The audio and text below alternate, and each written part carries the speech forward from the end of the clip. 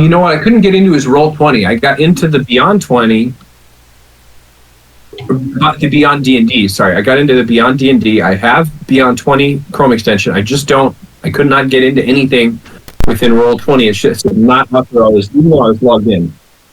Weird. I'm logged in. I can tell you my account details.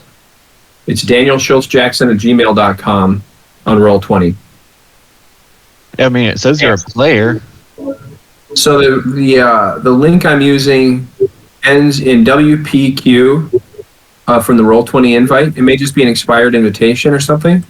Oh, just open up roll20.net and re-log in with your email information, and then is it Storm Kings? Okay, you know what? I just didn't go to the home screen. I was trying to use the invite link, which is probably busted or something or old. Yeah. But but if I go to my home screen, I can see it. So are we the copy or the not copy? Not the copy. Yeah, that makes sense. The last plate is more recent. Cool. Oh no, I just exited out. Oh, there it is. Oh no, it didn't save my recap. Oh, that's all right. I'll just give a quick recap. It's not going to be as nice as the one I was just typing up, but you guys took off from the Shadowtop Cathedral on the back of Chicken Nugget, the rock. You flew to Everland, where you guys did a barrel roll into the river with your boat, and you guys landed, and then you found a farmstead where you commandeered some clothes to blend in with the locals. You approached the gates, and with some persuasion, you were able to get through the guards without them asking too many questions. You made your way through the town where you found a guide. A kid gave you a piece of paper that told you all the major points in the map. You then proceeded to the marketplace where you guys did some shopping. You went into several different shops and bought a couple things, sold a couple things. Then you went to the Wizard's Tower that's in the town, where you were able to talk to Crowan, the arch wizard, and he helped you guys destroy the Lich's phylactery. You guys then... What was that? What did we destroy? A Lich's phylactery. It's like it was a crown that the Lich had its soul in. Got it. You went to, and then you guys, after that, you guys are able to destroy the crown, and you proceeded to go to the nearby tavern to celebrate, where you went on a side quest to get Crowan laid. And you guys remember that. With some, I believe you guys tricked the lady into thinking that it was Navik, and you guys did a switcheroo mid in the room with her. After, you guys went on the hunt for some horses, where you guys found a stable, and with Gorba's magic tricks, you were able to distract the horse seller from noticing Navik steal a horse. As you guys left the stables, you saw a strange figure leading a young lady down alleyway, where you guys proceeded to chase after them, and ended up being a vampire leading his next victim to his lair, where you guys ended up fighting him and winning, but he was able to get away with his mist form and went down the sewers. You proceeded to try to dig up the sewers to try to get down there, but it was too narrow to chase after him, and guards began to notice you guys, and you guys took off, but not before killing, not before murdering the lady you guys saved. I forgot about that. Yep. So bad. So bad. Oh my god. Yeah. No. I believe Ragnavold shot her with an arrow, which would have been enough to knock her unconscious, but Navik came to her and sliced her throat open.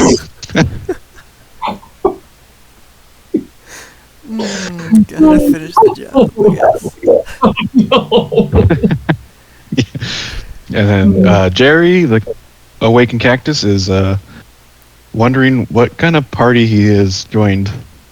Yeah, for real. Only He the is such a good natured guy. Yeah, he's I want to say he's neutral good, and you guys all seem to be borderline evil, chaotic.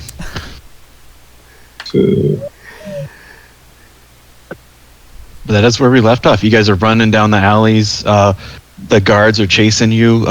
Ragnar split up from you, and Marva and Zephyra back at the tavern. What do you, Gorba and Navik, do as you run down these alleys? Gorba climbs up a roof to get like some vantage, some heights, and try to pick out our next move. Okay. Give me a perception check. Navik will Natural 20. With a natural 20, you're able to pick out a way to evade these guards. To you're standing on this roof. You see a perfect spot to hide, a abandoned building. Okay, and then Gorba says to the crew, "Guys, over there, and let's go. Let's go that way. Follow me. I see a way." And so Gorba leads the crew to the hideout, or the abandoned warehouse. What's Navik doing? Oh, Navik will just pop in a bush. You know that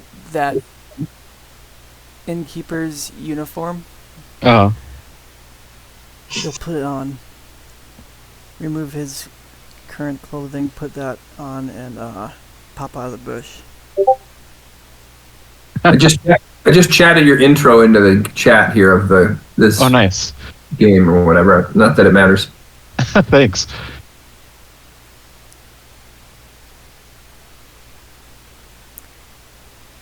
So Navik, you're popping into a bush to hide while Gorba runs off to an abandoned building?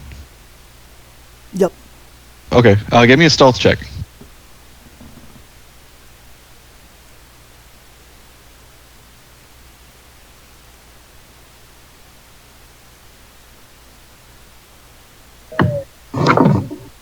And Daniel, you were able to get in roll 20 now? Sorry, I forgot to launch. I just didn't hit the launch button. But There you are. I see your picture now. With a 24, you're able to duck into these bushes. Gorwal, give me a perception. I mean, with your, I think it's a different perception check. So give me a perception check.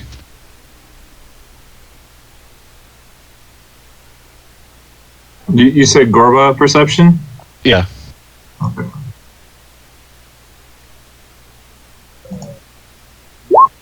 You turn around and you don't know where Navik went as you run to this abandoned building. He's a stealthy guy. I'm sure he's around.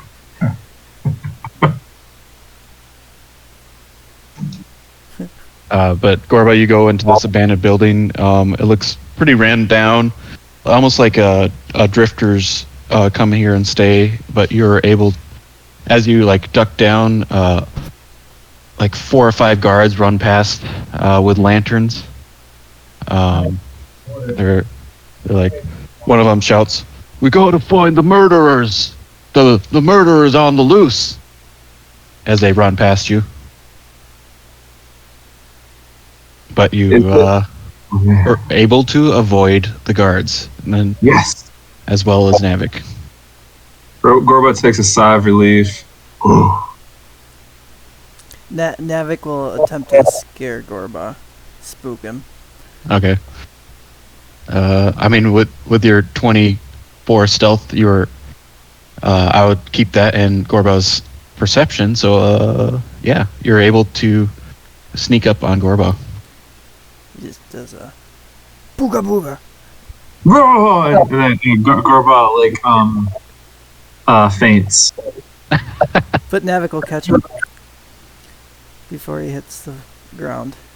The cobblestone. Yeah, you keep him from falling to the ground. Yep. Gracefully set him down. And, Yeah. Navik will give him a pat on the forehead. Just leave him there. Navik, as you lay Gorba to the ground, you look up and you see a figure falling slowly towards you guys. Gorba! Navik will shake Gorba. Gorba wakes up. Navik will point upwards. You got me. What is that? Huh? And then Gorba uses his dark vision to take a look at what it is.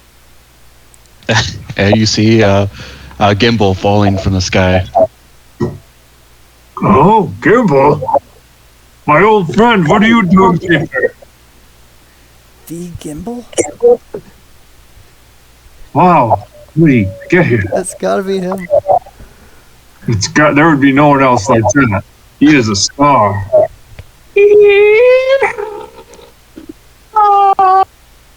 Bitches! Welcome. It is you, Gimble. Oh, come here. Gorba rushes over to him, gives him a hug. Can we see the turtle from up down here? I don't. Oh man. Um, It's nighttime is- too, isn't it? Gimble would know that the wizard he was training under just kind of dropped him off, almost like a spring break in between his study sessions. Yeah, man, I'm here to party and I hear I'm late. Late for the fun. Well, we got plenty of fun left. We have to figure out how to get out of this warehouse without getting killed.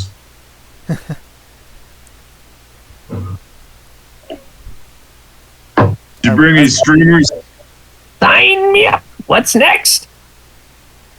Well, we have to take care of a vampire lord. He evaded our capture, and now we're pinned for the murders that he was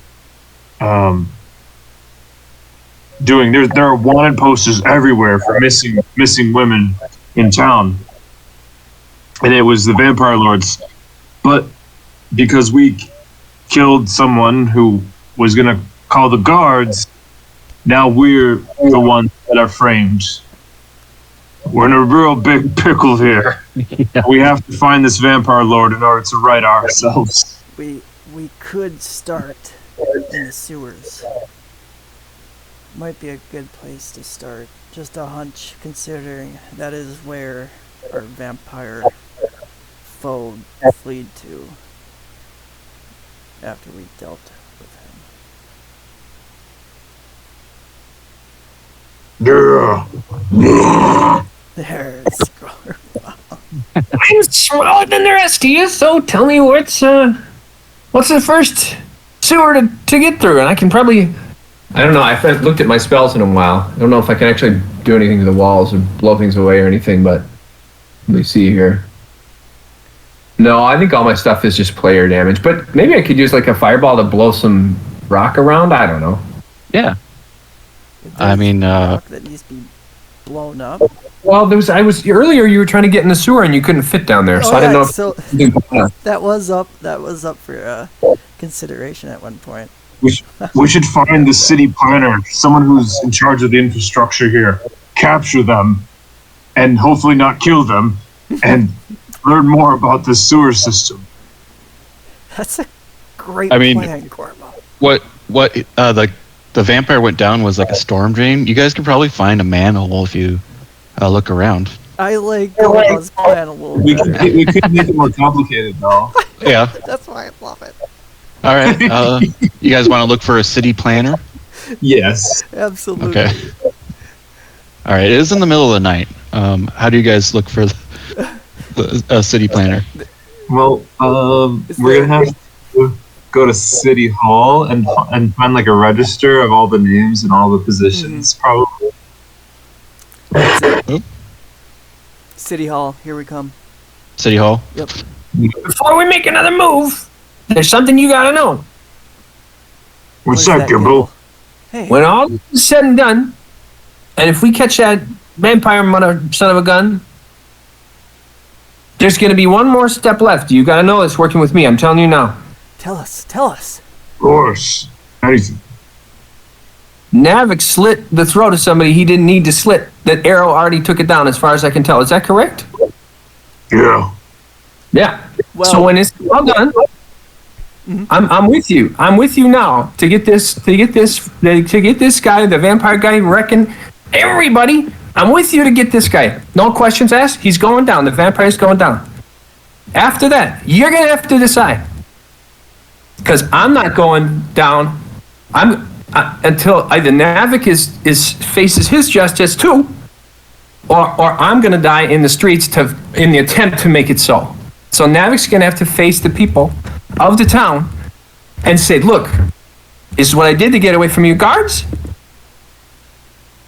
I was trying to get this guy, this vampire. You gotta make that case to the people, Navik, or you're gonna have to make a case to every spell I have, or you just have to slit my throat too. That's what it's up. But in the meantime, I'm with you to go get this vampire." you have my word. By the end of getting this vampire, I shall do the honorable thing and turn myself in. What an accountability buddy you are, Gimble. They don't drop out of the sky for no reason. That's right. You're my angel. I see it now. I'm a very angry angel, but most of the angles at the vampire. So let's go get this fucker. Yeah. Let's go. We leave the what are we in? Shed? Warehouse. Abandoned warehouse. Yeah, you leave the abandoned warehouse, and you're gonna try to find a city hall. Yeah, and Gorbo wants to try to find a disguise, like a full night suit, like something that like maybe matches the guards, or full plate armor or something that might be hanging around, or bunch of metal junkery. And then since Gimble wouldn't be familiar to the city, I want. Okay, Gorbo's asked. Okay. Gimble, can you haul Navik and I around in a wagon full of trash, odds and ends, gizmos, to City Hall?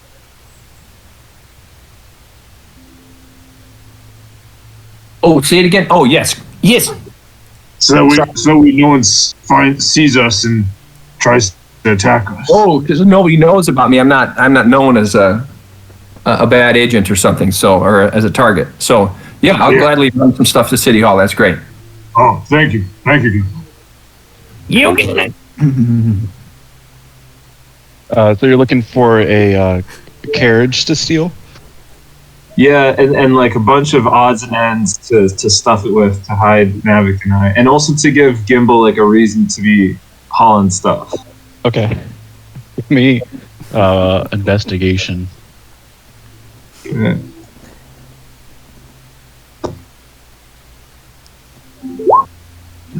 Four. Doesn't seem like there's a whole lot going on right now. No one's parked any carriages for you guys out to steal. All right. Can Navik and I put on like a horse costume and be like one half of a horse?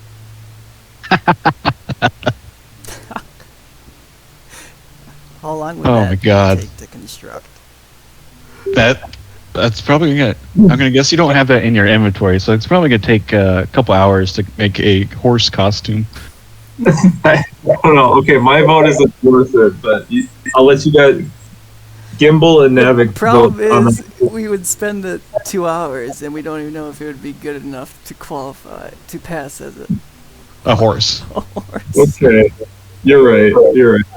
Maybe Uh, we can also just sneak to City Hall as another option. I like that idea. Okay.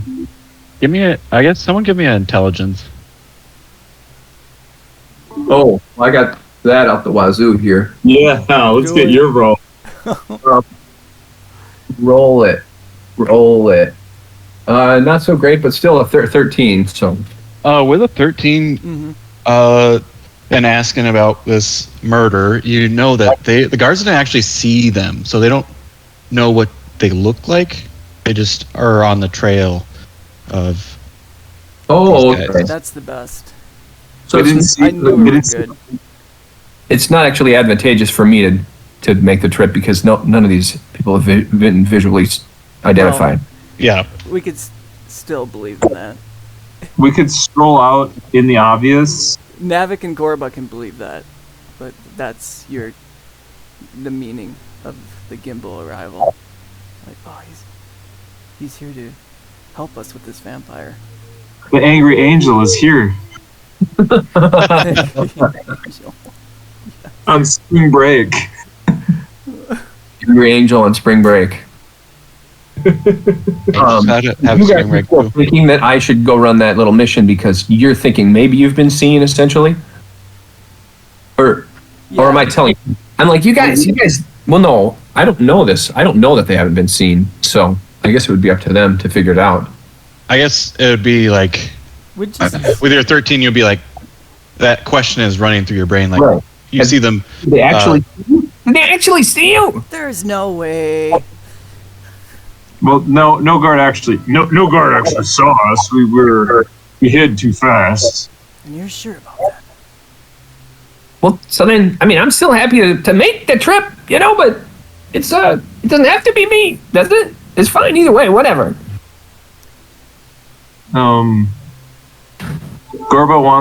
Gorba feels like he wants to go with Gimble to keep him company. So he's like, "Oh, Gimble, I'll accompany you." Well, I like that. Where's Gimble going? He's going to City Hall, and we don't have to hide anymore. Gimble has a point. We wouldn't have been seen. Well, feel I mean, they might know we'd be strangers, but then actually, I'm the strangest of everybody. Look at me. It's ridiculous. you got a point there, Gimble. I should be the one hiding. I'm just the artillery. What's our alibi? What are we even in town for if guards question us? We're night owls. Yeah. I like that. That's good. That's really good. That's really good. Mm-hmm. That says it all. So, We're late night pondering. which way is this city hall? Anybody have a clue? You do have a map. We do have a map. Bring out the map. Map? I'm the map. I'm the map. I'm the map. I'm the map. Let's see. No swiping. Everyone. How do we send private messages to other players? It's slash whisper name message and Well, a slash, whisper inside of our group chat. yeah, slash W name, Got it. and then to do the GM it's just GM instead of Zach G. Oh, inside of the Roll20. Sorry, not the. Got it. Oh, what are you I see. in? Yeah, I see it now. I was trying to use Discord. I guess you could use that too, technically. That's city. Oh, and that's, Would it be the Hall of Elders? You think? Probably. yeah, I'll use Roll20 here. That seems good.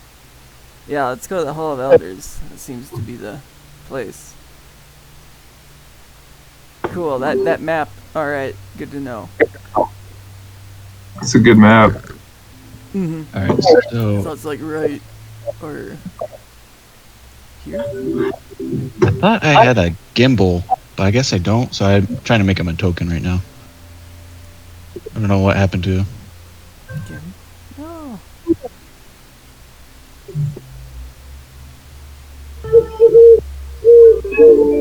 Well, if they don't know that we didn't kill this person, we don't even have to face the vampire lord. We still want to put an end to his wicked ways. Yeah. All right, you guys stroll off to the city hall. You come to a large building with a gate around it. You do see some lights on still in there, just in the lobby, and it looks like the gate is locked. We'll start pounding on the door. Boom, boom, boom, boom, boom. Boom, boom, boom, boom, boom, boom, boom, boom, boom, Yeah.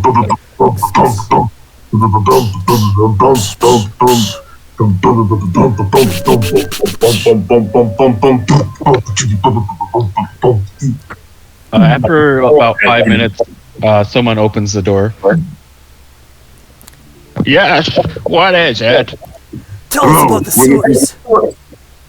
We're looking for a city planner. A city planner, you say? What did you need a city planner for? Are you trying to build a new building?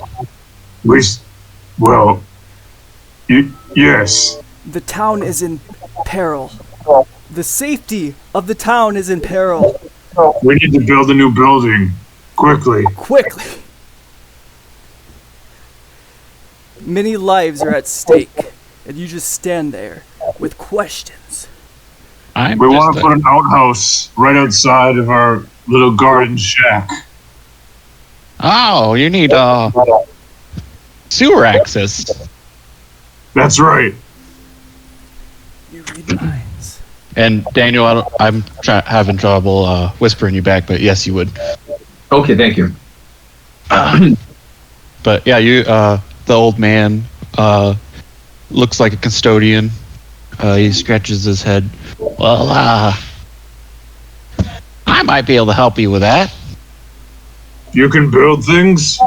No, you're just looking for sewer access. You just want the paperwork, right? Give us all the blueprints, yeah. Well, whereabouts are you building your city? And I'll give you or your little outhouse.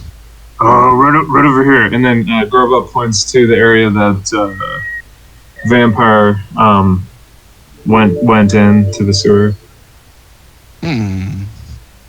That's just a storm drain, but I'll go find the map of this particular area and I'll give it to you. Just wait right here. Don't touch anything. Thank you. Okay, thank you. Thank you. Very nice, very nice. Yes.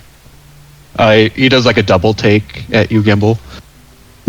Whoa, that's a lot of eyes. Thank you. All the better to love you with squinting little lovey eyeballs. He hurries off as you say that.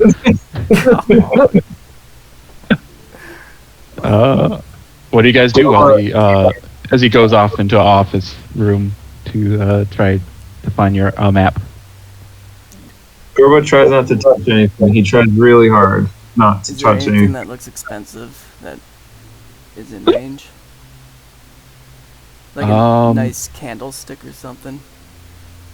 You look around. There's a couple desks around you. Couple. I mean, most of the candles look like nice candle holders on people's desks. Navik just wants to take a candle, not the holder. Just wants just How very humble of you. Easy enough.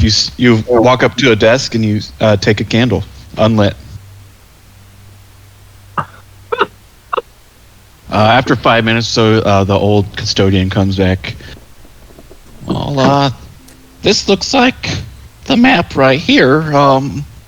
If you're gonna build an outhouse, you probably want to go down in the manhole to check to make sure you're not gonna hit any main pipes down there. So you might want to check this manhole, and you'll point to a manhole that is probably about 100, 150 feet away from you guys. All right. Thank you. And quick question: if there was someone living in the sewers, where do you think they would hide? Oh man, I don't know who's weird enough to do that. I have heard of a thieves guild that goes down there, and A thieves guild? yeah, they like to do their dark dealings in the stinky areas, But I don't know where they would be held up, Gorba glances at Navik and then gives you a can't. big Navik's wink. he's already at the sewer grate thingy. Manhole cover, lifting it up. Oh, bye. Sorry. Let's find that thieves All right, guild. he's gone. Okay, yeah. Let me see. To the sewer, to the manhole cover. You guys proceed to the manhole cover. Yeah, Yeah. definitely. And Gorba says, we should find that thieves guild first so they can help us with the vampire. And plus, they have probably a lot of good loot to steal. Indeed. Navik would like to undress some of his thief attire, though. Okay. Anything that makes him stand out as a fellow thief. Okay. He would leave behind, but in a place that he will remember for sure, and it would be safe from eyes or anything like that. Yeah, you could do so. You guys proceed down into the sewers.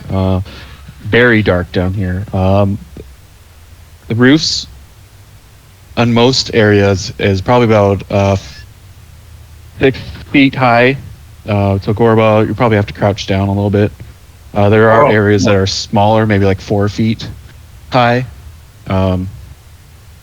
As you walk down here, the smell of sewage, you guys start retching from the smell. You hear like rats scuttling around. One crawls on Gimble's foot.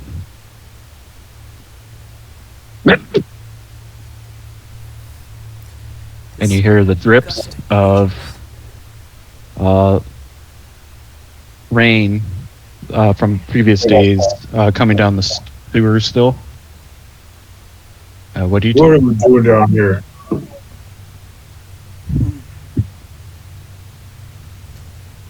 The place is Oh, yeah. is a haven. It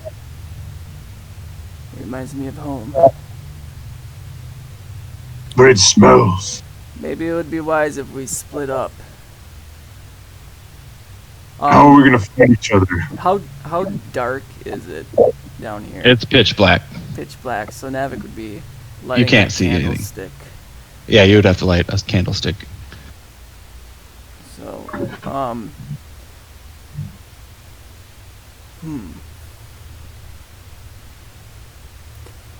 Well, let's keep walking this way, whichever way we're heading, until we get to maybe a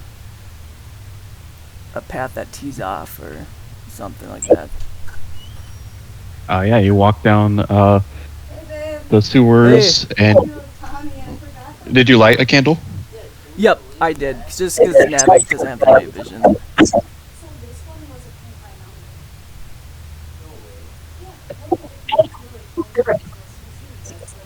Dark vision.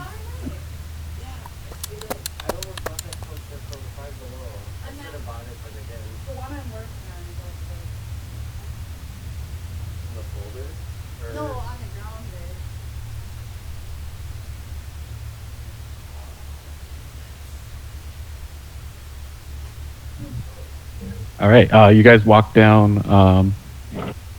How do you whisper again? Whisper, and then their name. a slash W, but I forgot to do it. Oh well. I didn't see anything. Oh, /W. That's pretty cool.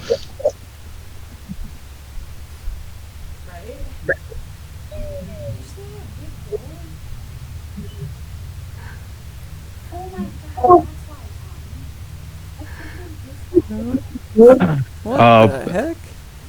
About There it is. what? Oh, sorry. I Nothing. got to his house and we were walking home. I like pulled out the bin. I'll be right back. Okay. You guys walk down the sewers for about 5 or 10 minutes. You come to a T section, one leading left and one leading right.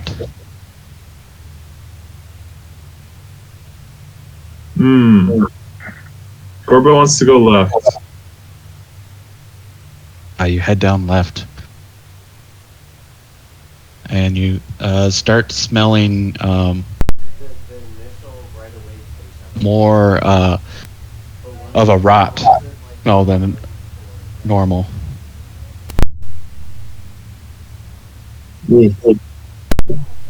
Gorbo tries to cover the smell up. Bunch of cloths in his bag. Yeah. You're using a bunch of cloths to cover up the smell. Yeah. It helps a little bit. It's definitely a lot. It just almost smells like something dead. In the beautiful smell of decay, my friends. For is it not decay that makes all new growth possible? And other people like to focus on the new growth. I like to focus on the decay. Oh, Gimble, you're such a romantic. Gimble, or Gorbo throws a little holy water on Gimble. What's that? Gorbo throws he has a holy water flask on him. Oh, nice. So he's gonna splash a little holy water on you. I just said, do I like it? That's up to you. It burns so good.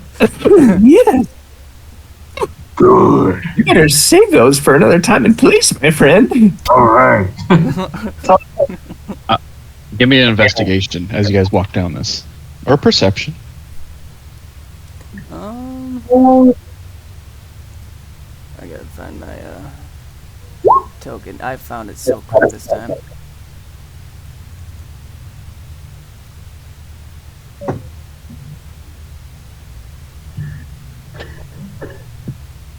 Perception. Yum. That one. Nice. Scrumptious. Gorba, Gimble is probably a little distracted by the smell, but Nice. Gorba, you find a corpse laying face down, down one of the chutes of the sewers. Man, words. Okay. Is Is there anything special about this corpse? As you walk closer, it does look like a female. You can't see her face. She has red hair, a tattered dress, no shoes, just laying in the middle of the way. Oh, yeah, say hi.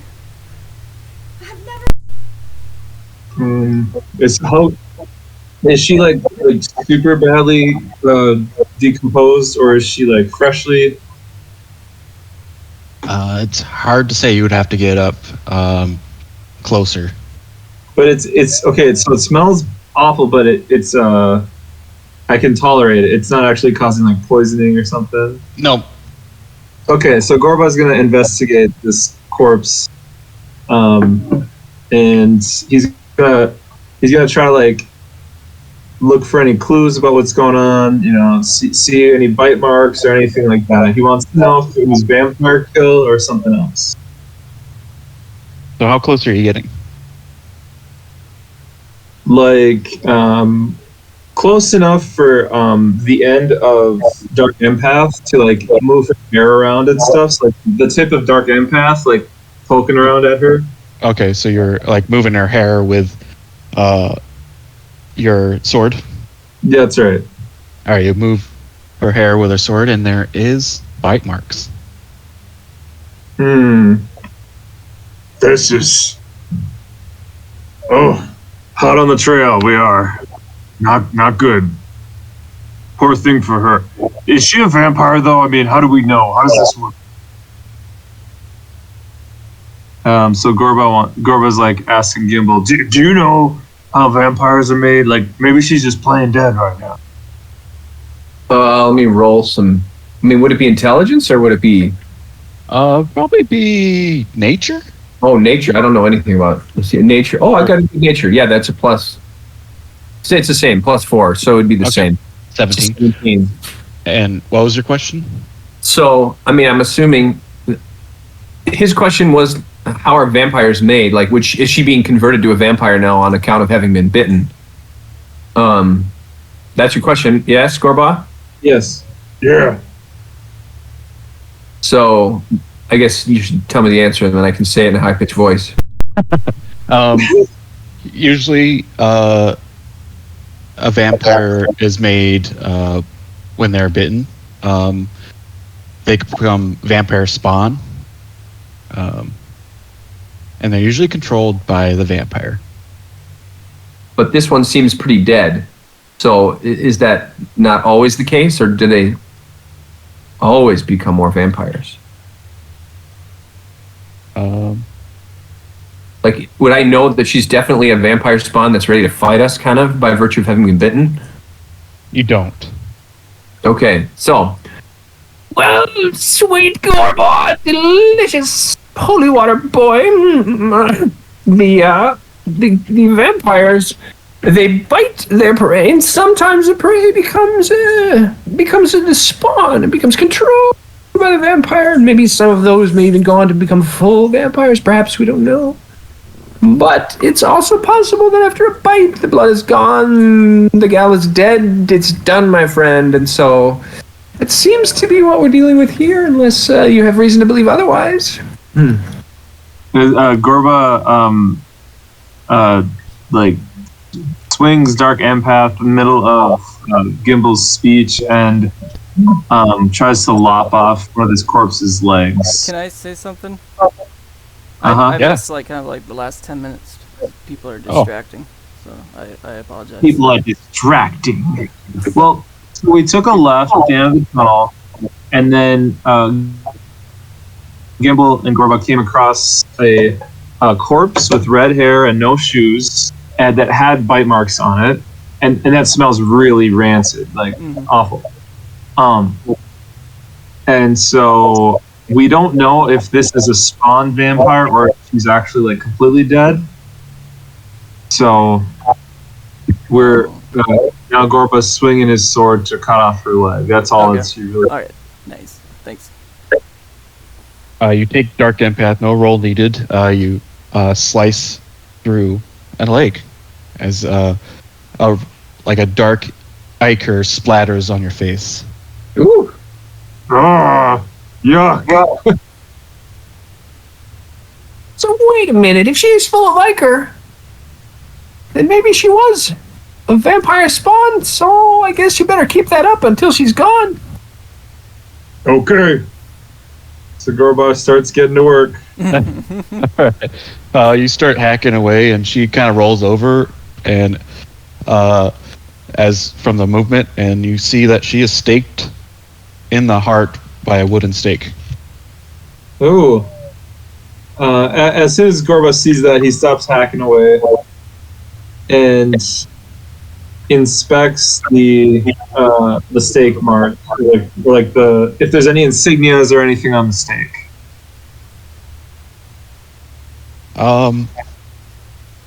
Any insignias? You look close to the stake. You don't see anything to your eye, but Navik, you see this, and there's some thieves can't rented written on there. Some thieves cantrip? Can't. Yep. Oh. So a thief, I don't understand what that means. Does that mean a thief made a magic spell and then put it on the stake and then put the stake in the heart? No.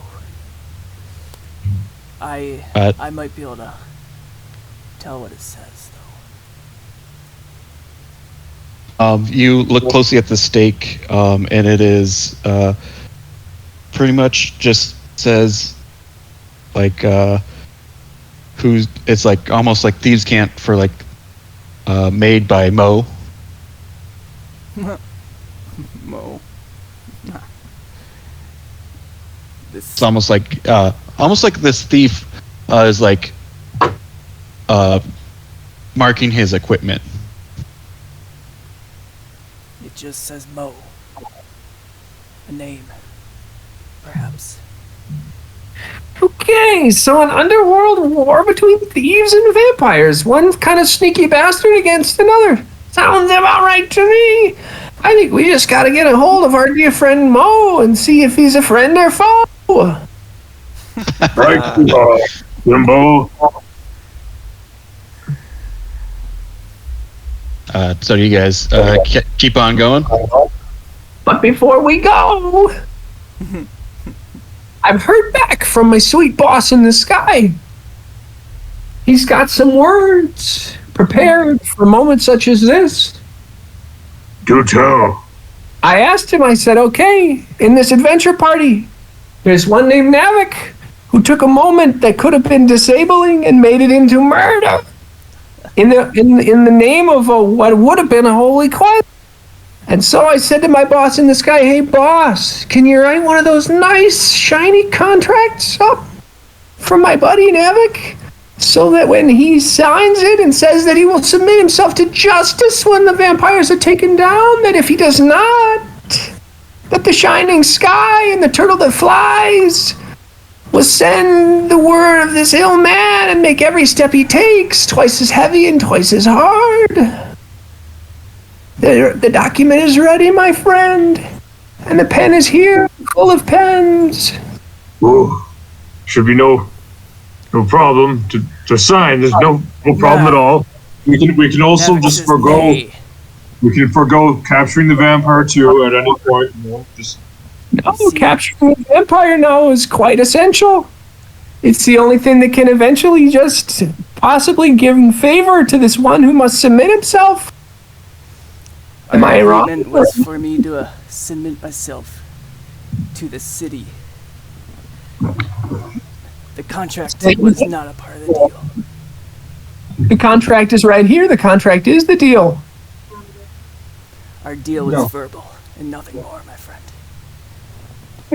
That's fine with you. The information's already there. A failure to sign rests on my trust, and my trust in the eyes of my boss is plenty strong. Come on in. Come in, Sophie. Yeah. You open your bag, Gimble, and you find that this piece of paper has been teleported into your bag. She's gonna listen You open it up. It's almost like a contract that could be cast as a spell. Oh, okay. It's officially the Gaia spell. Does it look magical? It does. Gaia spell. Okay. Cool. I don't know what that is, but that sounds great. I'll link the spell into chat. So pretty much, Navik, by agreeing to this, he auto fails it, and he must do what's on the contract, or you'll take 5d10 psychic damage. Oh, that's very creative, Turtle Boss, Wizard in the Sky. it's just 5d10 per like just one time or like Once a day. Well, Once a day, he'll take the damage till he does what is required of him. And psychic damage, is that like cumulative? Does it drain his health bar? Or is it Like- just like It does the same amount, but it's almost like Psychic just like he's taking like brain damage, like a massive headache. we found the cure for headaches? Just dang thing.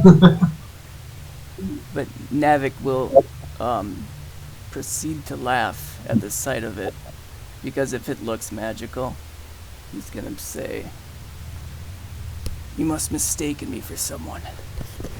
I hate magic." Hmm. I'm playing with my friends I want online. no part of it.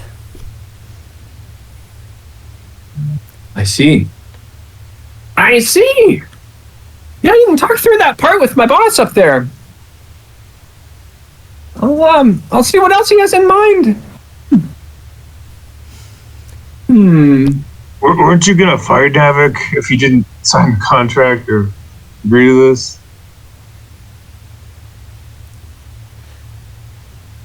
I can't remember what I said exactly about which part of it. I think what I said was that I would, if he didn't, I think what I said so far is that if when the vampire is defeated, which is a very important goal that we're very,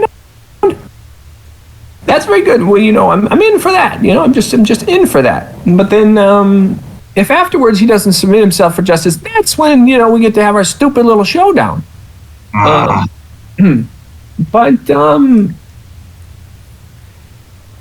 at this point, the advantage is already mine because the boss in the sky already knows. So even if you don't sign this thing, he already knows that you've done this deed, and he's not gonna hold it good. And this guy flies on a turtle across the land and is a wizard, so it's not gonna be so good for you.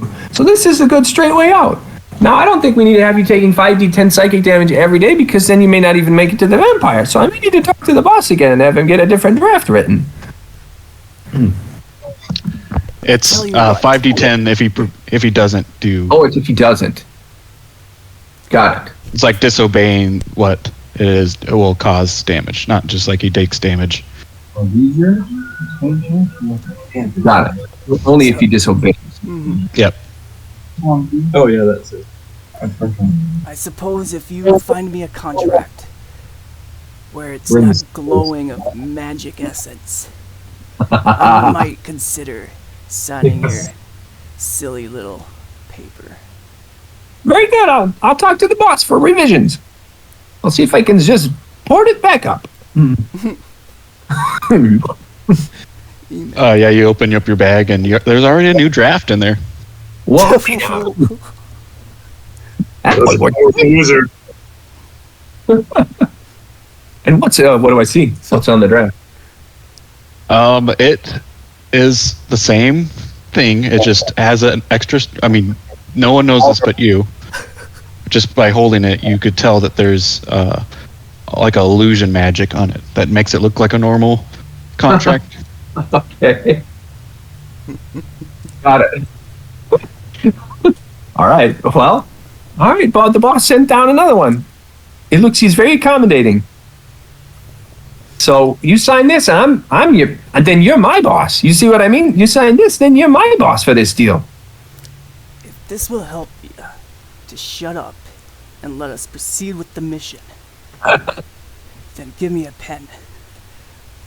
I got 12. What's your favorite color?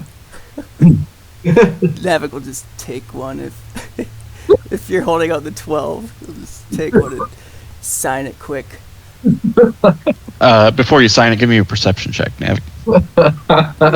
or Arcana. Oh, I'm definitely doing perception. Oh man, he's gonna notice and he's gonna kill me. With the 11, you don't. It looks like a normal piece of paper. Okay. Okay. So, yep, Navik doesn't find anything peculiar and signs away. You know what? This actually makes me really bad now. Because if he's somehow amazing, then this thing kills him. Like, now he's kind of on my hand. Like, I just heard him. Oh, have the turntables turn. All right. I immediately tell him this. I immediately tell him that fact.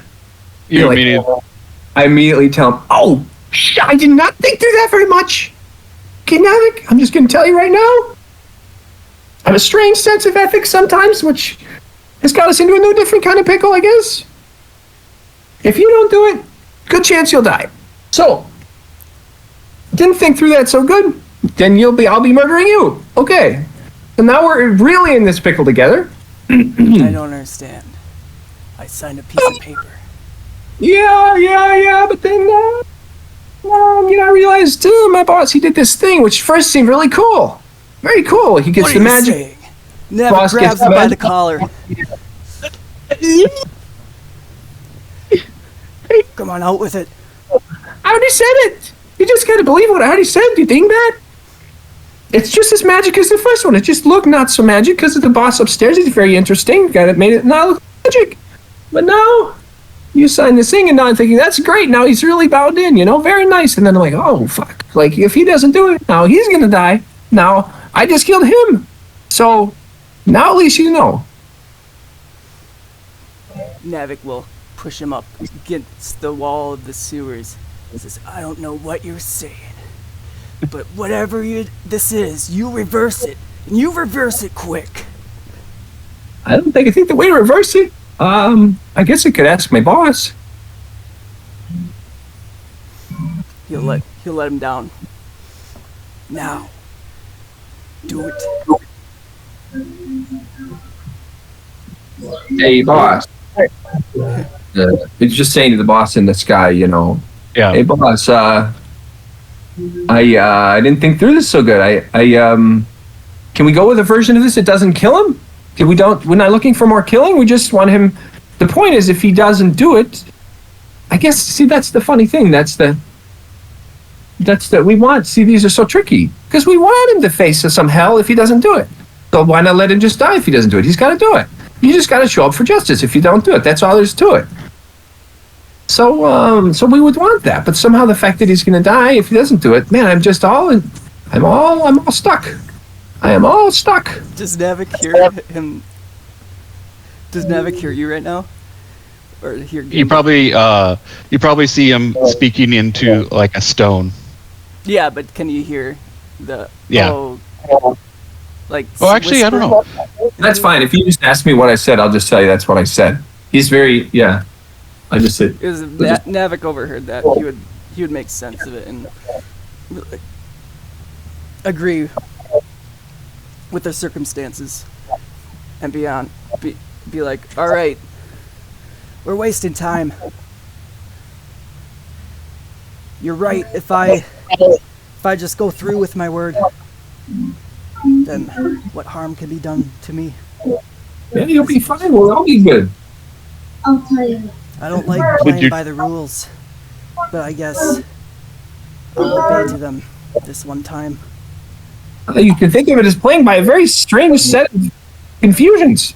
Maybe that'll find some comfort for you. Did you actually send that to? I'm going to say if you cut me off, like maybe I didn't finish sending the draft. Okay. Well, I'll be out there. Just out there. I won't be upset. Okay. As long as I remember. All right, boss. Where are we off to now? Speaking to Navik. Can you close the door when you leave? Thanks, sir.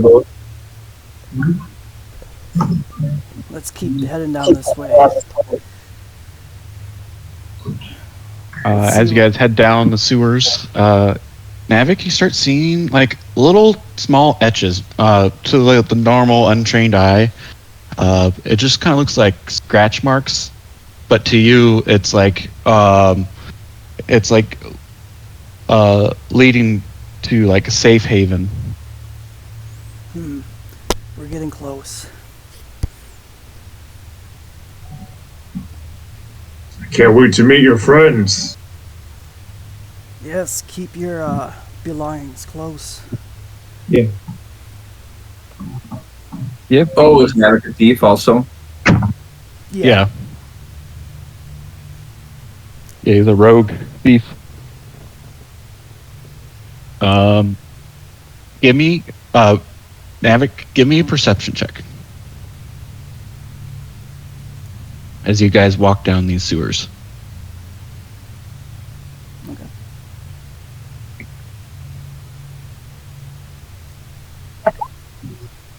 Even with a 10, you're able to find with the knowledge of there's actually a Thieves Guild down here, you're able to find a hidden door. Melon. Melon. Yeah, Navik will start fingering the crevices for finding the crevices and trying to figure the door out. He won't say anything, he'll just start doing it like he's badass. Like, yeah, I know what this is. Yeah, with your thieves' tools and stuff, you able to pry open a section in the wall.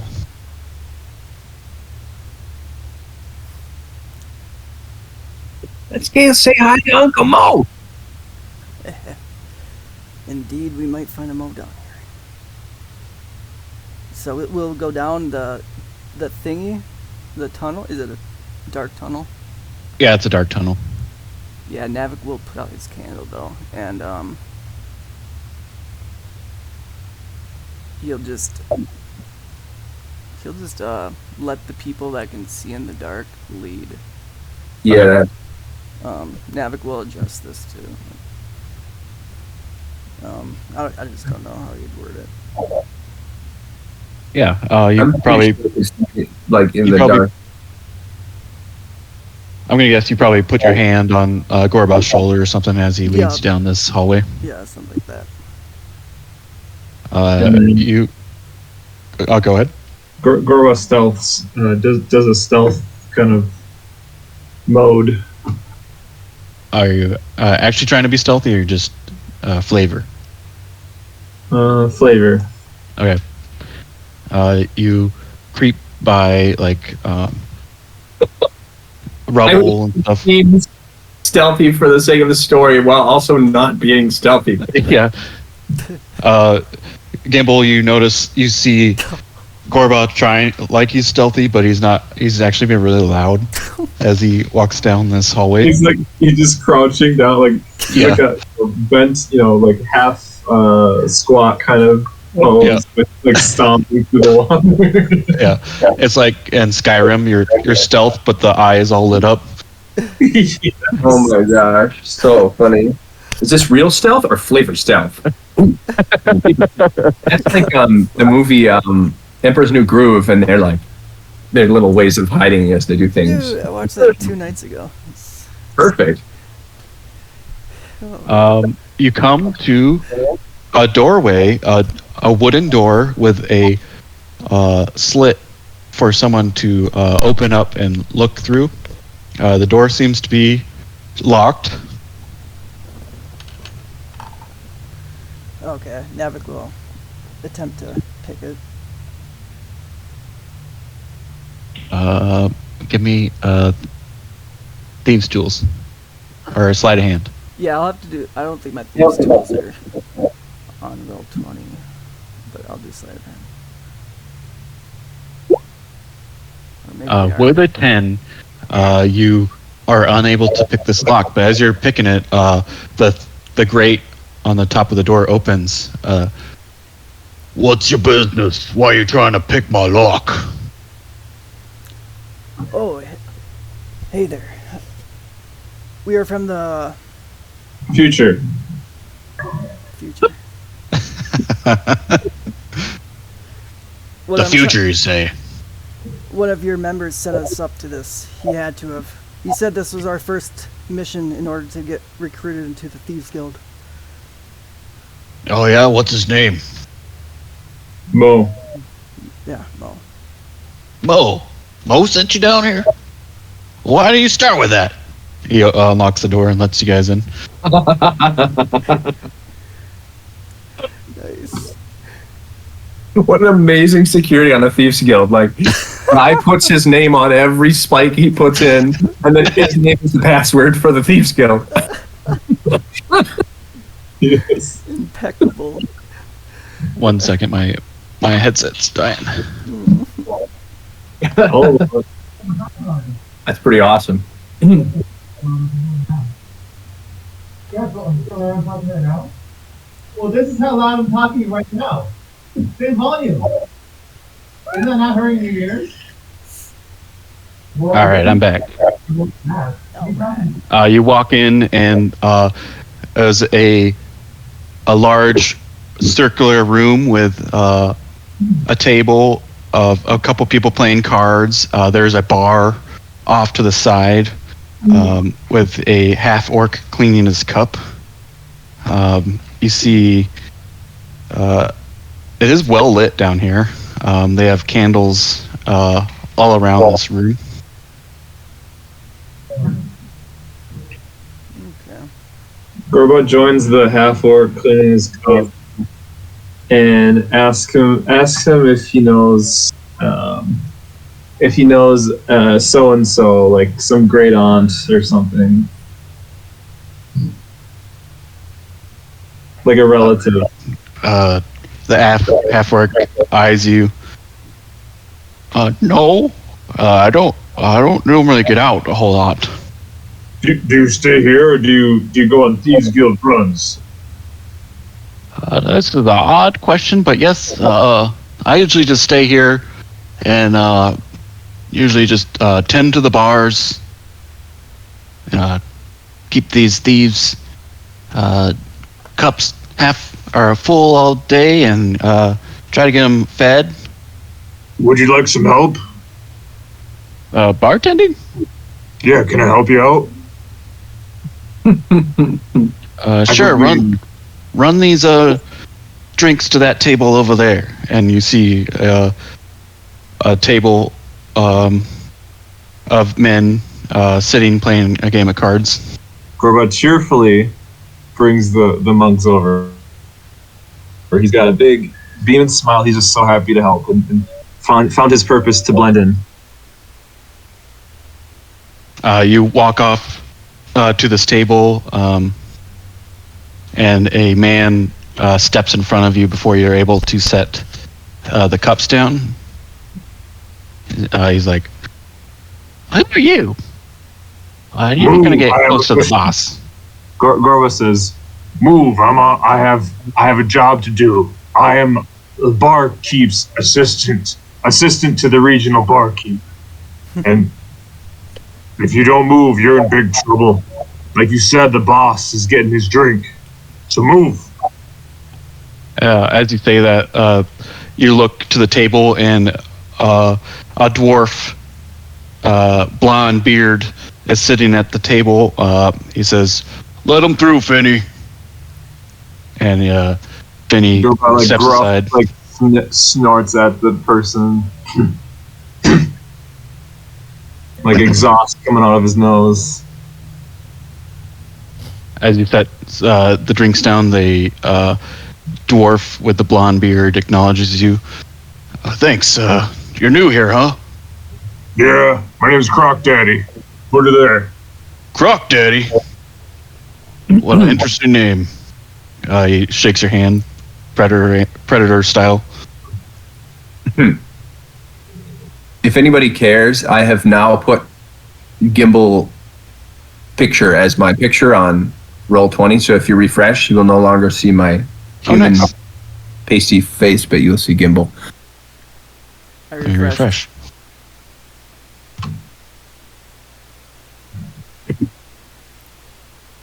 There we go. Yeah. Oh, yes. That makes me feel better. So, Croc Daddy, are you looking into any new work? You just want to be a bartender? I like to work at a lot of different jobs. Yeah, I'm interested. What is Navik and Gimble doing at this point? Well, I'm going up to the bar and asking if they have any holy water that they stole and smuggled for its sort of pleasurable aesthetic food, drink kind of purposes for see, for my kind, it's very spicy. Holy water for maybe another kind would be very bland. But for me, it's very spicy, very nice. So I'm kind of, and I just learned that when Gorbath threw it all over me. So I'm kind of into that now. So I'm kind of just looking to see if they've got any, it's kind of it's like a little sensual. It's getting a little in that direction, So I'm just seeing if they got any of that. The half orc looks to you. I didn't know that it was spicy. That's a good tip. We did have a stockpile of holy water. We stole it off some priests not too long ago, but we kind of been burning through it. Account of the vampires down here have been getting pretty bad. I might be able to scrounge up a flask or two for you, though. Ooh, thank you. He rubbings around behind you, and here it is. I saved this for a special occasion, just in case I ran into some vampires. But here you go. He sets it on the table, and a flask of holy water is in front of you. And anytime I sip it, it kind of sparkle pops and fizzes and burns. What are you, by the way? I'm a half beholder, or I guess beholder born or something like that. Huh? Half beholder, half gnome, or not a? Is it a gnome? Yeah, I think half beholder, half gnome. The bartender looks at you. He's like, "I've seen everything now." Oh, you were asking. I didn't understand. He was asking me. So just I said that back in character, I guess. Yeah, he's never seen anything like you before, so he's very interested. So, I feel great down in these places, down in here. Oh, this is nice, man. So who's the dad? Is the dad the beholders? Not to be rude or anything. I don't know if that's a rude question. That's not rude. It's a fine question. It's just. And every one of my eyes is crying. Maybe we can talk about it a little later. Oh, okay. Sorry for asking. I was just curious. And he tops you up with some more holy water. What is Navik doing? Navik would have followed Gimble to the bar and waited for his drink, he waited to order a drink and try to make conversation with anyone else that's sitting at the bar, and try to figure out anything he can about their efforts against the vampires. You see a man in the corner. As you, what are you drinking? Are you drinking like a glass of whiskey or something? Yeah, he probably would have ordered like 3 of the large ales, whatever there is, because it's been a while since Navik had a drink, so he's gonna drink 3. When you say it's been a while, you mean it's been like 3 hours? Yeah.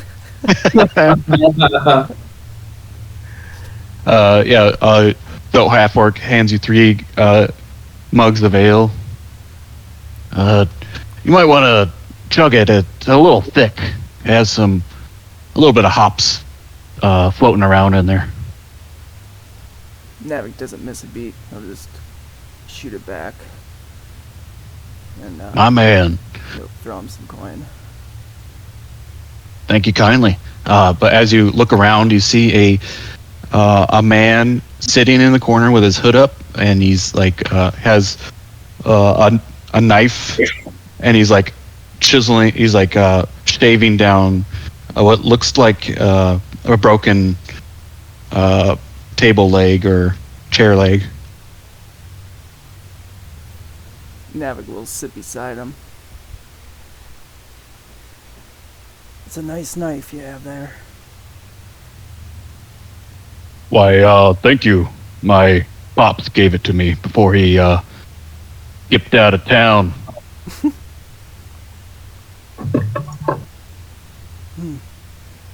Yes, it reminds me a lot of my old dagger. This one here. And he shows you his knife. Navik will twirl it around and this is a good knife. It is perfectly balanced. But I mainly just use it for shaving making these spikes. And he looked beside him and he has a bunch of like stakes already carved. Can Navik tell if they're engraved with anything? Yeah, you look at one, and one, they all have the scratches, the same exact scratches as the one. Yep. I've seen your work out there. Oh yeah. See me a couple vampire spawns attacked me on my way down here. Gave her the quick 1-2 in the chest, and she was out. Have you ever fought a vampire before? Can't say I have, but I'm sure that'll change soon. Seems like there's a lot more of them nowadays. Where do they rain from? I think they're on the other side of town, in the sewers. There's there used to be an old hideout we used to have there that they kind of took over. We haven't been able to go down there since.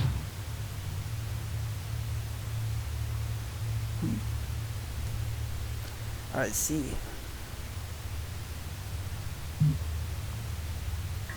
Well, what are the next efforts of the guild? Are you aware of them?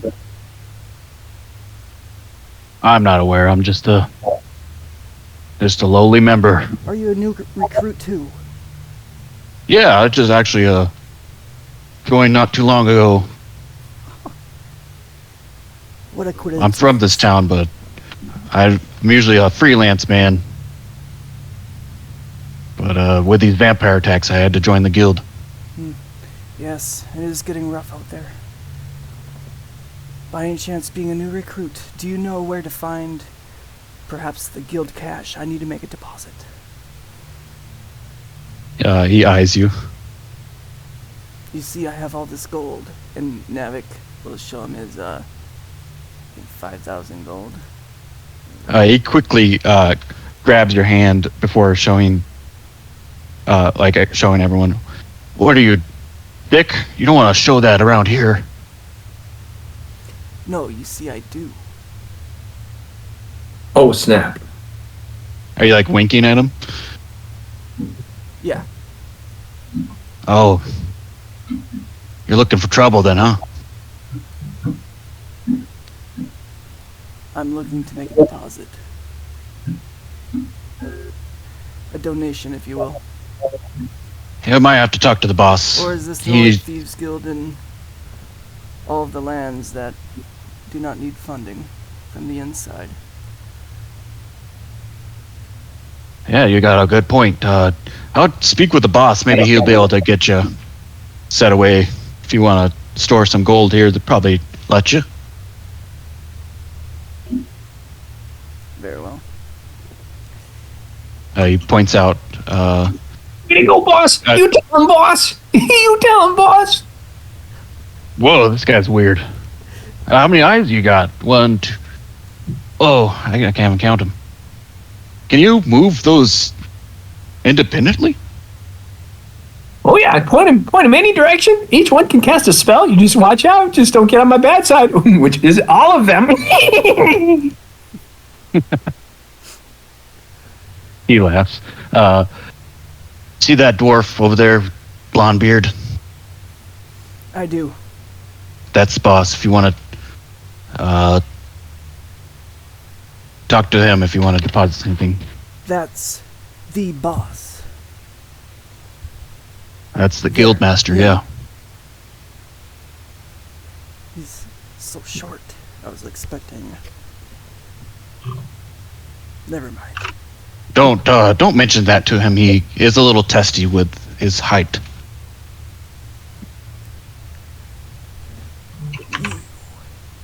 Navik points at him. And then turns around and heads to the dwarf with the blonde hair. And we cut back to Gorba. Yeah, that's the one Gorba's talking to. Sorry. So Gorba, is your name right? That's right. You look like a tough lad. How would you like to be some muscle around here? That's exactly what I want. They call me the Croc Daddy.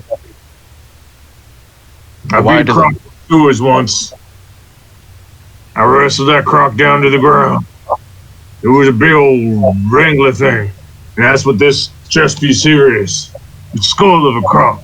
And I saved my team. Now I'm the Croc Daddy. And I'm all muscle. Interesting. You have to tell me that full story someday. But if you could just keep people from getting up to my table for now, I'll put an extra gold in your tip jar. Just stand here, be security. I'm a great bouncer. And make sure this half elf over here doesn't cheat. Keep an eye on him. Keep an eye. Okay. So if he cheats, should I nudge you? Yeah, or kill him. One of the two. Okay. And so Gorba looks around the room intimidatingly, and then is watching the elf, and has his feet splayed out wide, and his arms out ever at the ready, and he's just always scanning everything and always looking back at the elf, and he's intimidating. In fact, he's gonna do a little intimidation with the elf there. With a 5. Is that half elf? Who's the half elf? It was just a half elf playing at the table. Oh, okay. Got it. With your 5, the other half elf at the table doesn't seem to be very afraid of you. But at this point, Navik and Gimble walk up to the table. Do you let them pass? Boss, should I do the bouncer thing too? Yes. Do it twice. Good. I don't let them pass. No.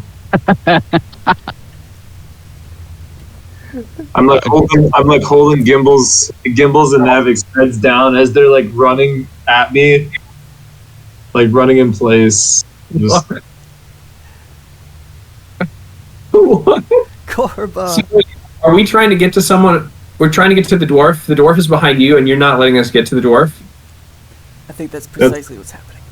That's okay. Right. All right.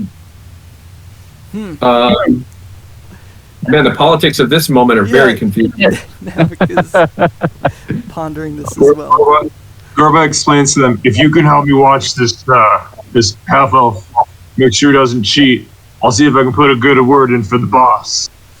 Yeah, tell Good him night, everybody. we'd love to meet him. Okay, We're fans. I'll keep an eye on him. Or 7. Good one. You see that the guy holds his cards closer to his chest, and everyone else calls his bluff, and he loses that hand. At the end of this game, the dwarf stands up. I like you guys. I've never seen your faces around here, though. We've come to join. We're fresh recruits. It will take me a little while to see all of my faces. He's the funny one. I see that. He's funny looking too. Boss, you're so funny. Anyways, they call me Golden Beard around here. Golden beard. Is there real gold in your beard? Well, yes, it's painted on. Impressive. You know, the gray hairs started popping up, and I just had to paint them over. You know, keep that young look. I like your style. So you want to join the Silverfinger Society then? Yeah. Very well. I have a job for you then. So wait, if you got golden beard, we got silver fingers. Does that mean you got bronze balls? You got it, bud. Like, you nailed it.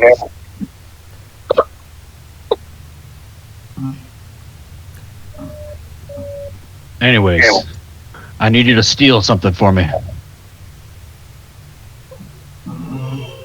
Anything. You talked to my boss about that. See, me just tend to make every organism in the room perish rapidly. That's just kind of what I do. If you want something stolen, it's not really me. If you want something destroyed in a hail of fire and scorched earth, that might be me. Hmm. Well, there is that vampire problem that we have to get rid of. It's kind of halting business around here. How much will you pay if we take care of the vampire? 2,000 gold. And give us the highest rank in the Thieves Guild. I'll put you up there. You know, you do the guild a good service. Now wait, I'm pretty new to bribes. But if he's giving you 5,000, then we're going to go do a big task, and you're going to give us 2,000. Isn't that just a rebate? Who's offering 5,000? 5,000 sauce, 5,000 prayers, 5,000 hopes. I don't know. What was I'm sorry. I had too much holy water. Don't mind me. I guess so. Yeah, but I only heard 2,000 gold. And I was trying to up his offer. So you want, I'm confused too. You want 5,000 instead of 2,000? Yeah, let's go with 5,000 gold. Yeah, we'll take 5,000. I think, yeah, I mean, it seems like a better deal. So for you get a better deal because it encourages us more. Give me a group persuasion check because he tried to up his price.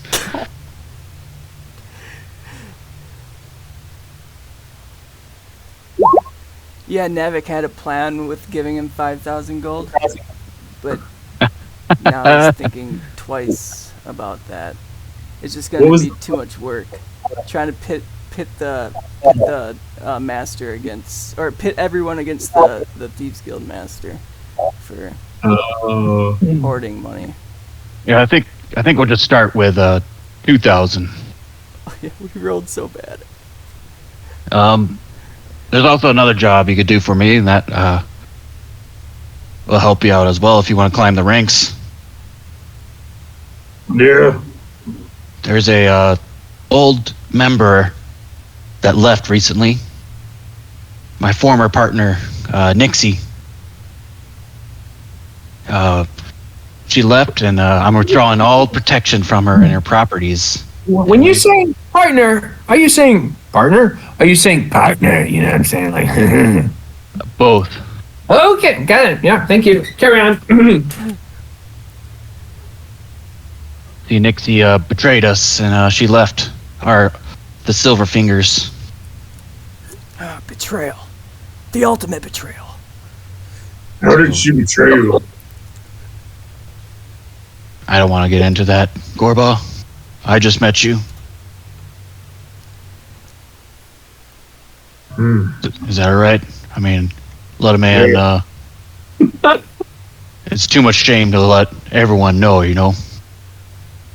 All right. So I present you guys a challenge, though.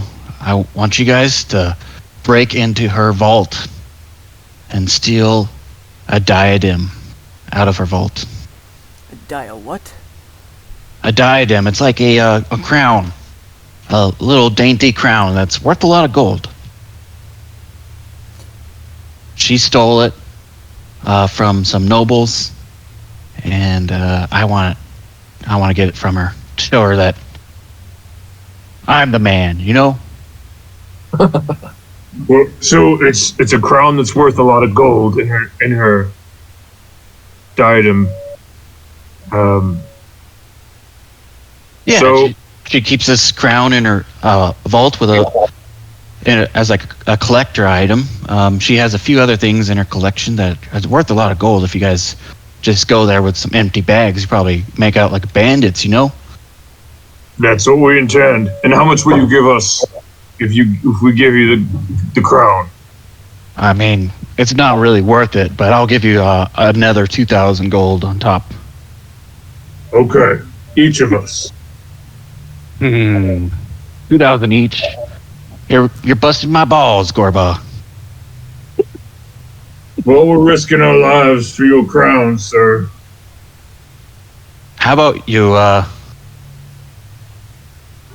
take 2,000 total, and you could take whatever you want from her vault, and I could point you in the way for some tips on how to get into her vault. How about that? Some like ex guards that used to work for her.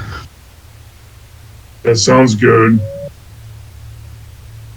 And we get a rank up in the Thieves Guild. Yeah, I'll Yes. pop you up there. You know, you get a discount at the general store and free drinks, up to 4 drinks a day.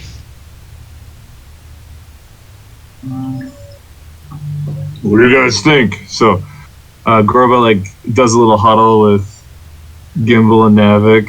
Oh, we should talk about this. You guys think ready to take those deals? This seems like not chasing vampires. We'll get the vampire, and then we'll go. Yeah, I like that because you know the thing with me, I'm on a little bit of a deal. You know, it's kind of my spring break. You know, so I only am here so long. My specialty is not gonna be about breaking into the vault. You know, I mean, I'm just want to blow up mini vampires. You know, very simple, very clean. Boom, boom, boom, boom. Go home. You know, that's my Okay. focus. All right. The gold, you know, I live on a flying magic turtle. Gold is really not the issue for me in my life. You know, you guys can have it. I already feel bad, kind of like partially doomsdaying Navik if he, but he's gonna be honest, so it's gonna be fine. I mean, he's gonna know. So, but I mean, you know, it's a tricky situation. I don't need the gold. You guys keep the gold. I don't need gold in my life. I live on a turtle. You're right, you are, Gimble. And Gorba just like pats him on the shoulder and gives a beaming smile to him. You're such a great half beholder. Thank you. You're such a great crocodile father. Thank you. And then Gorba turns to Golden Beard and says, "You have yourself a deal." And then he starts an arm wrestle when they do a handshake. He brings him into an arm wrestle. Okay. Give me a athletics.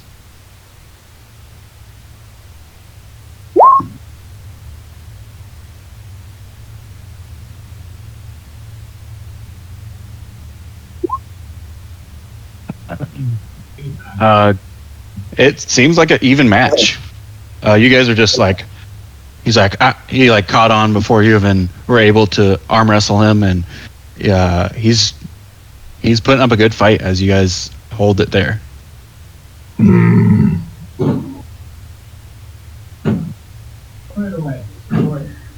A fair All right, competitor. Well, we're gonna do this all day, or we're gonna get some work done. Yeah, we'll get some work done. Put her there. And then he shakes hands with his left hand. With the As you're still holding his other hand, yeah, he shakes your other hand. and then we break the tie of arm wrestle. Okay. All right. Let's head out to kill a vampire. And that's where I say we go. Yeah. I mean, yeah. Yeah.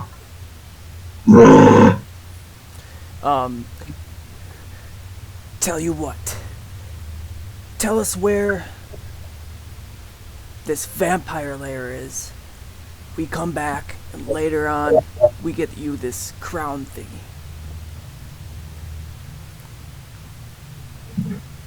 Sounds like a deal.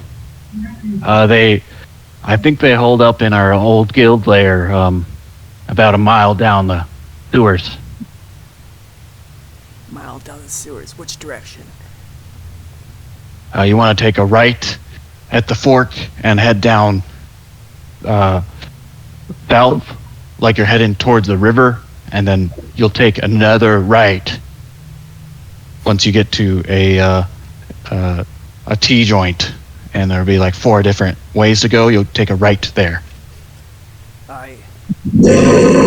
Alright, we have no time to lose. Come on, we'll be back. And we rush out to Okay. hunt a vampire. I think Jerry probably. What do you guys brought? I don't think we never talked about Jerry, so Jerry. I think he probably would have stayed up. He's like too big to squeeze down in these small sewers. How tall is he? He's about 10 feet tall. Oh, Damn. Jerry big. But it takes you guys about I would say probably 3 hours to find, following the Thieves Guild's directions. Okay, cool. What class is Jerry? Like what's his like attacks and stuff? That's a good question. He's probably a fighter, huh? He's like a level 1 druid with like fighter mainly. Cool. Druid powers, I suppose. Yeah, he's nature. What's Gimble's HP?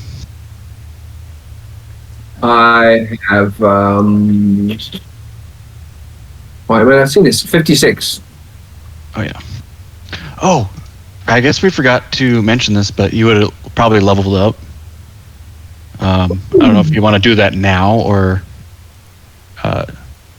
later. Okay, I'll just maybe click away at it if there's some other detail that's happening. Or is it a whole process? No, it's not. Level 11, right? Oh yeah, level 11. Oh, that's 2 levels. Okay. Oh yeah.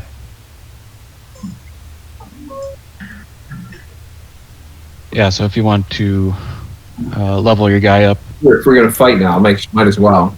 Yeah. Level 11. All right. Can you guys see No. the map? You can't see? No. So it's just a black map? It's a black map, but I do see our icons. Oh. It's just really dark. Yeah, really Okay. dark. Yeah. Really, really. I could try to No, turn it up a little bit. Yeah, I can see it fine on mine. You can. So that's all that matters. Yeah. I'll If turn you it can. Let's see. Oh, okay, I can see it actually. Is that Okay, better? this is much better though. Yeah. It is much better, yeah. All right, so you're coming into. You guys are just stomping through the sewer waters. In here, I'm gonna make up a rule because you're coming into a vampire's lair, probably set up, and there's gonna be traps. Yes. So I'm gonna make the click rule. If I say click, you tell me what you're gonna do, and it'll you could try to avoid a trap. Like click as in like we set a trap off. No, yeah, Yep. you're moving your token, so use the keys to move probably. Yeah. Because you could pass through a whole lot of tokens if you drag it, or a lot of spaces dragging it. Yeah. Okay, so I can move my token with a WS. No, unfortunately, you can't. You can't? I don't Yeah, I think can. So. Like, you can set it up like that. Yeah. Oh, Perhaps. Let me see. what just happened?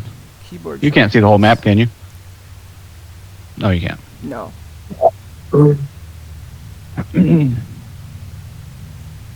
All right, what are you doing? Moving carefully through this. Gorba's gonna stay to the paths, not going in the water if he can help it.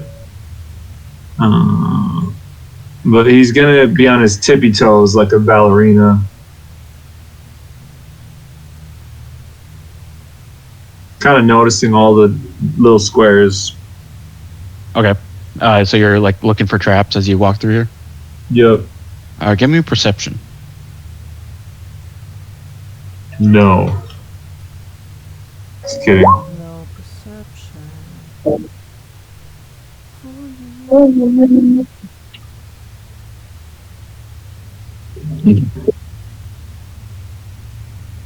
With a 16, you do find a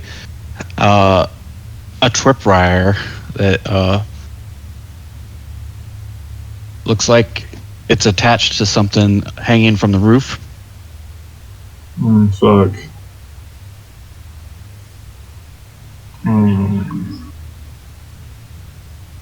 So Gorba's gonna. Is this a click moment or what? Nope. You're able, moving slowly, you're able to see this. Okay, so Gorba's gonna avoid this tripwire, and he's gonna notify the others. Here he goes. There's a tripwire here. Watch.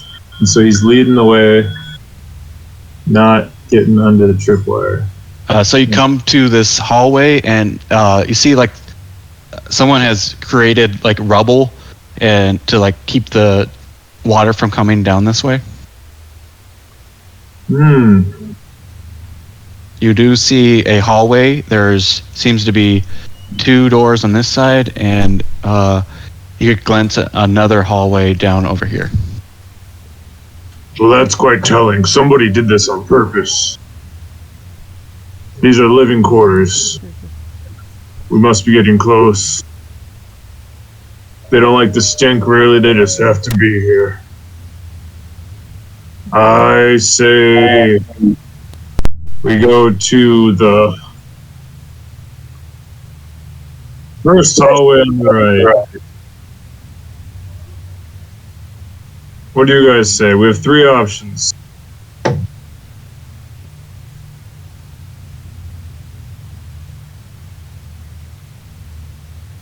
I'm just kind of researching spells, so I'm just following Navik.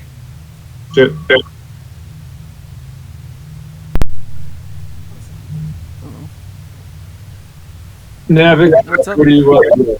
Do you want to go down the first hallway to the right, second hallway to the right, or the hallway in the middle on the left side? I like the middle. Okay. Let's Voltron up. Yeah. And so Navik climbs on Gorbau's shoulders, and then we walk with like Gorbau tiptoeing like a ballerina forward, and we're gonna cross the middle bridge. Okay. Are you guys being stealthy? Yeah. Give me a stealth check. Okay. Or is it flavor stealth? Yeah. Yes. 22 for Garba, 20 for Navik. You're able to be pretty quiet. You step over some rubble that probably would have made a lot of noise as you walk down here. And you come to a door. You see a soft candlelight spilling from underneath the door. We forget that door and we keep moving. Okay.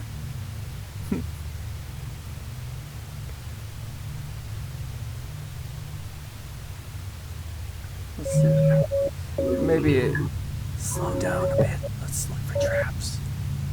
Okay. So at 11th level, I still only get up to level 6 spells. Is that right? Yeah, that sounds right. Want to see if this door is trapped? Yeah. You're looking for traps in Yeah, we want to see if this door looks like it might be trapped or anything like that. Trapped or locked. Yeah, give me a investigation. Investigation. Looks fine to me, or to you. What do you say? Go through this door? Just give it In a the little middle peek. of. Okay. Just peek. We want to give it a little peek. Isn't it just a door over the chasm? What? I opened it. Is this? Oh, okay.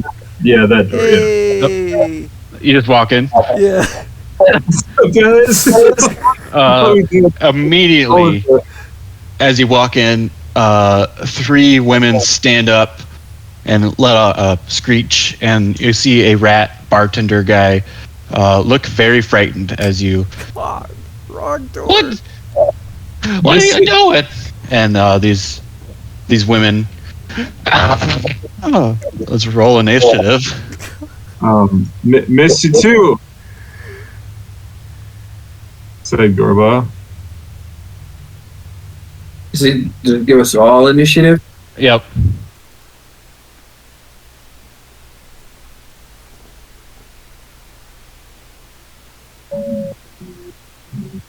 What did I give you?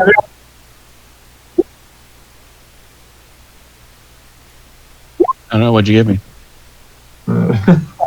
Herbella's like, I know Uncle Danny gave this to me. I'm like, is she making something up right now?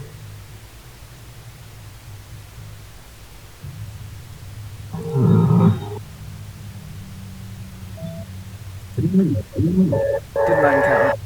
Yeah, okay. Is the music too loud? No, it's fine. Oh, sounds good. Excuse me. We start off with Gorba. We're here to rescue you. And he points and he like looks at the rat bartender. Don't worry, you'll be safe. Soon. Thanks. He just cowers underneath the bar. And then Gorba trying to move him. Oh, it's just the door. Gorba's moving. Okay. He hops over this partition, or is it a wall partition? Yeah. Hops up onto the bar, starts dancing Coyote Ugly style, and starts swinging his sword Dark Empath very sensually as he's looking at these. What does that look like? He's like letting the blade like slide across his chest and then like bringing it up in the air and then slowly coming down across his midline and then like, bring it out to the side. Give me a performance check. Okay. Yeah.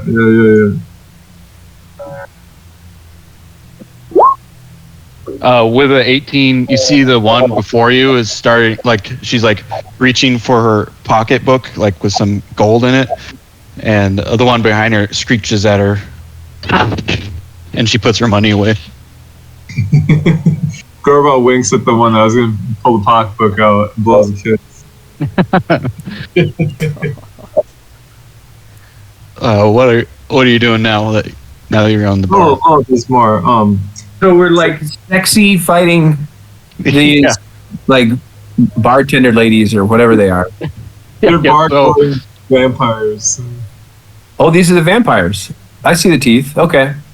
By the way, can vampires be turned back to human after they've become vampires? Well,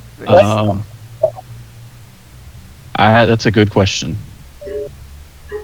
Because if so, these might be some of the missing ladies, and the people of the city would be very happy if they came back, one piece. That's a very good point. That is an excellent observation, my friend.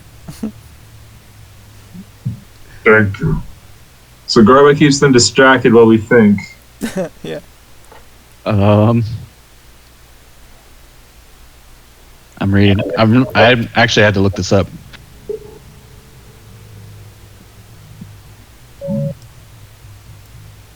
I guess. Or do we actually want to know this right now? In the mid battle? I guess we probably should have figured that out before now. It's not realistic to just. I mean, maybe we would each just roll to see if we already know if they can Yeah. be turned back. Yeah, we could do that. Everyone give me a intelligence.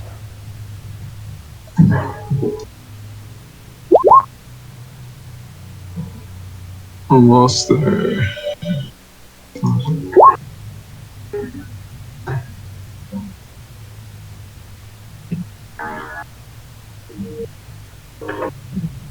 Is it? So Daniel, Gorba, and wait, did you roll twice?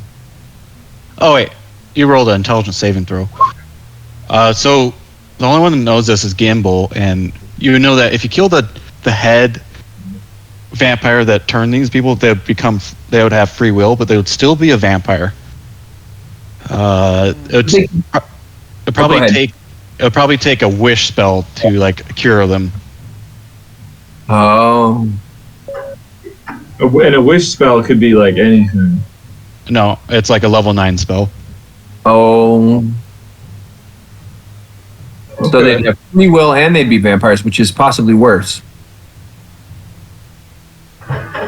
Yeah, because we wouldn't know the direction they'd be going in. Yeah. Well, we have If they to. return to their lovers and like have a beautiful time, they just are now vampire now, or are they still going to be like terrible and everything is bad and we should just kill them? Yeah, they could be decent vampires. You don't know. I think Gorba might have just thought of this now, but he'll have to think about this, and we'll have to convene after this battle about this thought. Yeah, I actually have telepathy now. I just talented that, but it's too much. We can't. We don't have what it takes to bring them back, or take a level 9 spell. I don't know. Oh, Gorba cries. And then he starts to kill them. He takes his dagger of venom and coats its blade with poison, and then throws it at the far vampire who was stopping the one vampire from paying him, because he's insulted right now. All right, throw your dagger. A 13. It flies off and she like ducks out of the way. Damn it. All right. Well, that should be my turn then. Yeah, I would say that's probably your turn with like the intelligence stuff and dancing on the table. Yeah. You do have a bonus action. Yeah, let you use. You probably want to rage. Oh yeah. Can I only rage once per rest? No, you have like 4 rages, I think. Okay. Yeah. With my bonus action, I'll rage for sure. All right. I think you're thinking of Orcish Fury. Oh. Yeah. All right, you rage up. We go to vampire spawn. This lady rushes at Gorba. She goes on all fours. She like jumps on the table, crawls on the ceiling, and lands right next to you. And she uses her claws. What is your AC? 18. One claw comes close to your face as you duck back, and the other one she misses you as well. We go to Gimble. I'm trying to get the map to center out here. It's not centered? No, it's kind of off. I can sort of see. It's oddly vertical. I don't know why. Do most people have a horizontal screen that they're using, or do you have your window off to one side of your computer and therefore it needs to be vertical? But I don't see any foes on here. I see myself on a bridge, but Navik is there. You got to go inside the building. I think the Oh, I dynamic- see. My vision is changing. Oh, okay. Perfect time for chain lightning. All right. How many 6th level spells do I get per day? Do we know this already? Let's see. I want to say it's something low because you just unlocked it, right? Yeah, I think so. Oh, yeah, it's just maybe 1 per long rest, it looks like. I'm not sure. I'm looking up. You're level 11. You have 1 6th level spell. Per day. Or, yeah, per long rest, I guess. Which Yep. is yeah. So, maybe I should save that. This is like the first fight. Yeah, I'll just burn like a 3rd level. Maybe I can get him in a fireball, can't I? That won't have Gorba because they're in the back, so I can fireball behind him and it'll get him. Yeah, and aren't you a evocation or a evocation? Oh yeah, is that where I can exclude? You could like bend the flames. I Yeah, think. do I do that for free? I've done that before. I remember I was trolling you guys with Gimble when I was like, and I just fireballed the group, but then took away all the hits. Yeah. So anyway, I'll just do that. I'll just hit this whole group with a fireball. Yeah, you're able to. Are you gonna include the were-rat too, or? Yeah. Is he's a foe? Do we know? Sorry, I was kind of doing the character sheet. I think so. Gorba's trying to save him. Oh, we're saving him. Whether he's a foe or friend, Gorba wants to save the were-rat. Okay, we're saving the were-rat. So just hit the gals there. Yep. You think about like that? Yeah. All right. And I let's roll. can exclude Gorba, which is great. Can I do that every time? See. I'll have to look that up. How are you Evocation. excluding Gorba? It's an invocation thing somewhere. I don't know. I'm not so fast at these character sheets, but I remember that you Here, can just. I found it. I'm pasting it. So, beginning at 2nd level, you create a pocket of relative safety. And cast your spell. Any other creature that can see, you can choose up to automatically save on their It's not saving even roll. once per day. It's just every time. Yep, they take no damage if they would normally Damn. take half damage. So, yeah, you could bend this fireball around Gorball. He needs to. And you could Does he need to make a save for that to work? No. No, it just says he automatically passes, I thought. Oh, that's what it is. That's what it is. He automatically passes it. Thank you. Yeah, you read it better.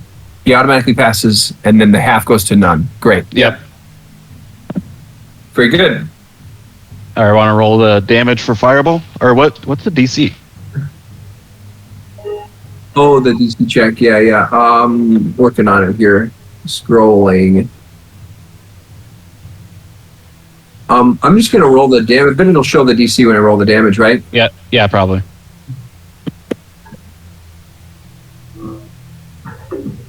Oh wow, that's high. Damage. Is that high? That seems low. Maybe that's Oh no, high. I meant the DC is high. Where are you seeing the DC? Oh, good. It's like 24. Oh, that's very high. Or DC. Oh, DC 19, I see. Yeah. Okay, great. All right. One passes. One fails. Meets it, beats it. So two pass, take half damage. 31. Is it empowered? No, I just did it basic. I'm just trying to burn my low slots. Oh, I think you actually empower it because it's automatically. So they do take the 31 half to 15.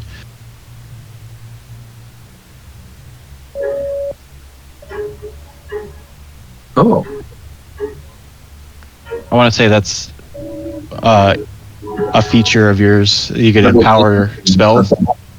Yeah, because I just cast it as a level, or as a 3rd level spell, so it's not. Beginning at 10th level, you can add your intelligence modifier on to 1 damage roll of any wizard evocation spells that you cast. So it's like you automatically add that 5. 1 per day or whatever. No, it's just like any one roll. evocation spell. Got it. Great. Thank you. The one takes 31, the rest take 15. And I believe that is your turn. Go to Navik. Havoc will, I think, move over here. Oh, jeez. You close the door. He closes the door. There we go. Move over Do you want me here. to move you in there? Yeah. Okay. Oh, I got it, I think. Okay. This... Yep. That's good. And then he'll shoot 2 daggers at the one right in front of Okay. him.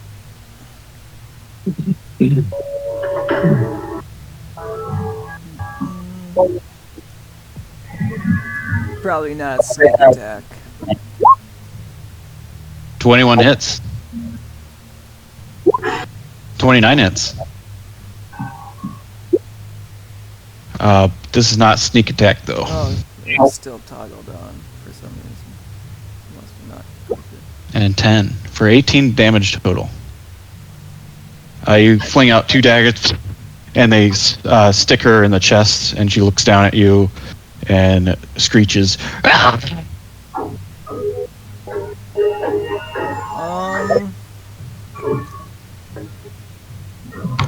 think I'm gonna leave it at that. Stay right here. We moved to that vampire spawn that you just threw daggers. Looked like she was heading towards Gorba, but as you threw those daggers at her, she quickly turns and faces you and runs at you with claws. Natural 20. It's gonna hit for 15 damage, and you must. Oh, she's not gonna grapple you. She's clawing you, so you take 15 damage. Okay. Oh shoot, your health is really low. You didn't heal up from last battle. Still hurt from. Oh jeez. Okay. We move to the next vampire.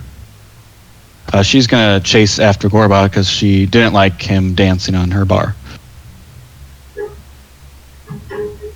She's gonna try to grapple you so her friend could.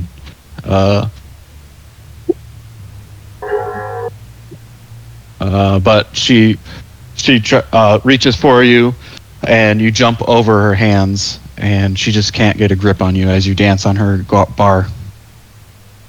We go to Gorba. Gorba continues to dance, essentially slashing his sword at these vampires. Let's Change that music. Go to.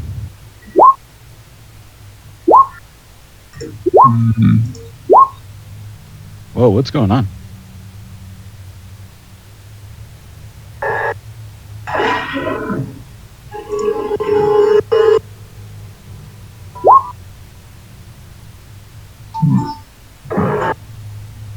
Gorba attacks the vampire that just came at him. All right, you swipe down with your great sword, and she dodges out of the way, but the second one hits her in the shoulder, doing 15 plus 7. That is 22 damage.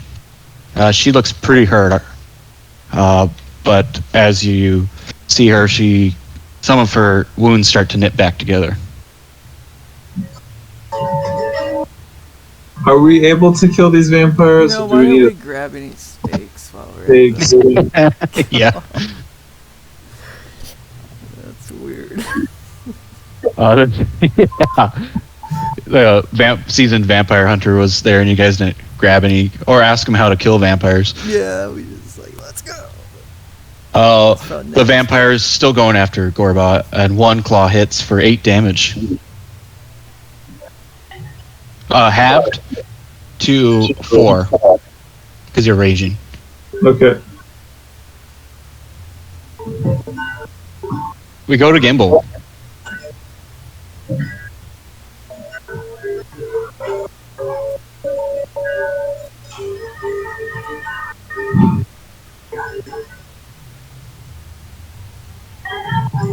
Daniel? Oh, sorry, Gimble, Daniel.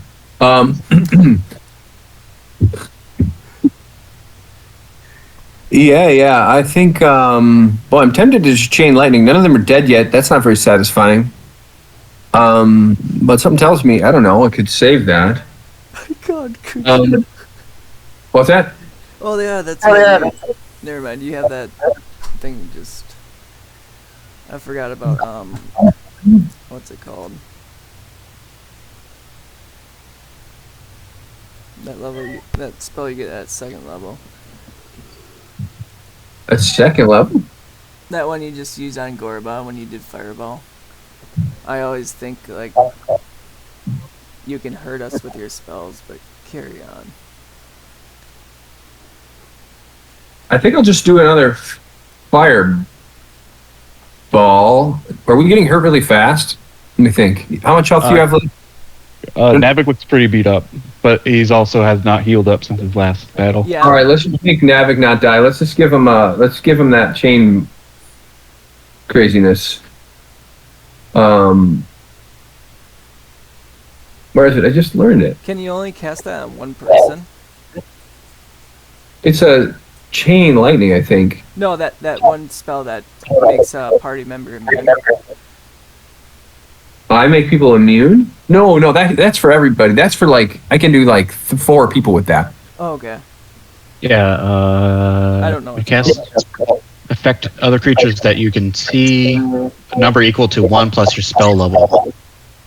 Oh yeah, okay. I'm trying to. Can you cast a spell for me? Because I tried to learn it, but then it didn't. Oh, I need to prepare it. I didn't prepare the ones I newly added. There it is. Okay. 10d8. Holy smokes, that should do it. What is the description on the spell? Arcs toward a target. 3 bolts leap out to as many as 3 other targets. Okay, so that'll hit the 3. So I'm just gonna cast it. Okay. Let's save our budget. And they all make dex saves, I believe.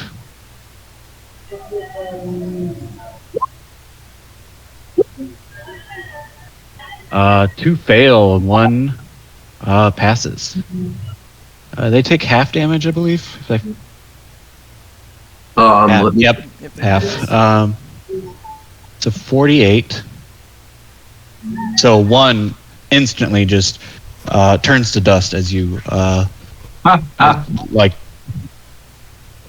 and a pile of ash on the ground. The other one looks very hurt, very scorched.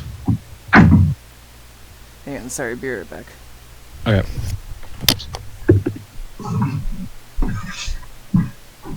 '40s.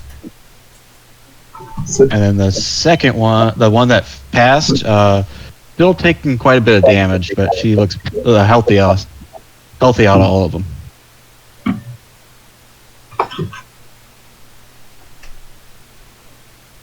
And we go to Navik.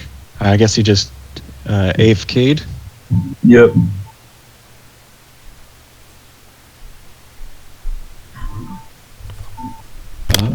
Should we wait for him or? Okay, I'm back.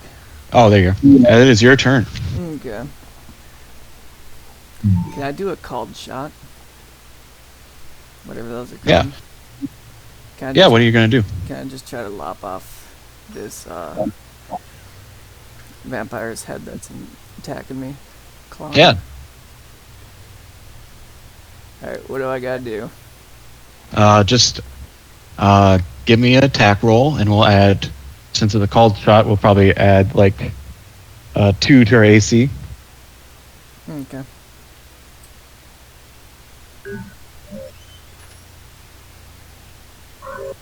What's a called shot? Oh, he's trying to do something special. That's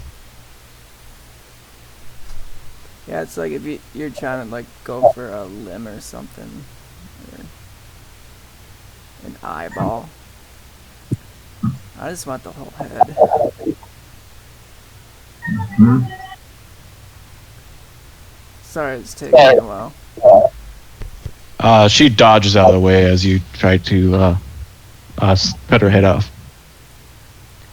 Okay. And then I'll just a normal attack. Okay.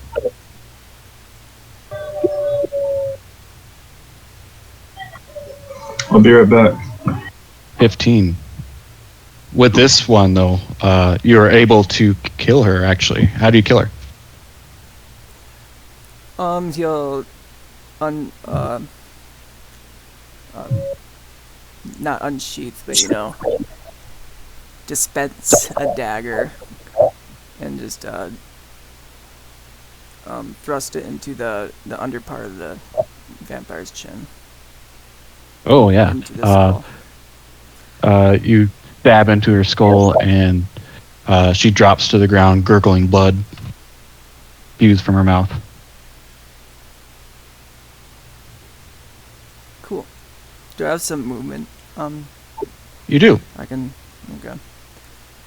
I'm just gonna try to. I don't know where the best place to be, but maybe like sitting in this chair. Okay.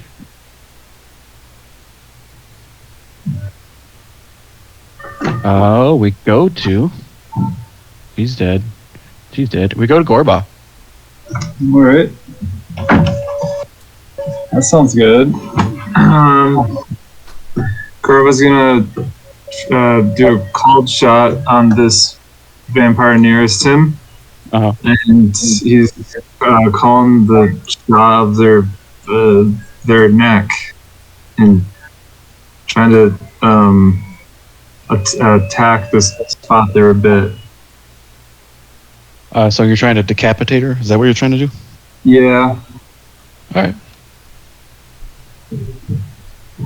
The cold shot, and then he's gonna swing his sword.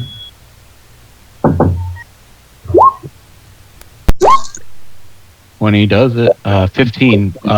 You chop into her.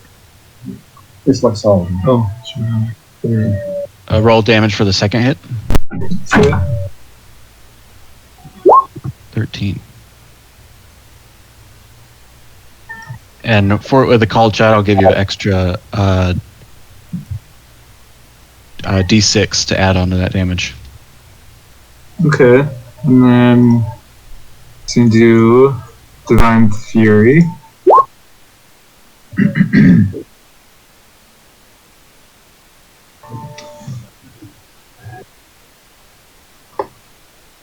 So I'll tell you right now, with the extra D6, if you roll a 6, you lop her head off. Okay, so I need to do a roll D6. Okay.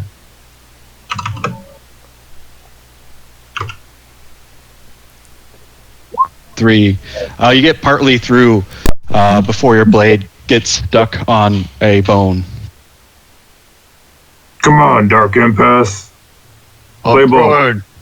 It's hard. I know. There. She turns around and tries to bite you. No thanks. Gross. Actually, she has to grapple you to do that. First attack, he tries to grapple. With a 20,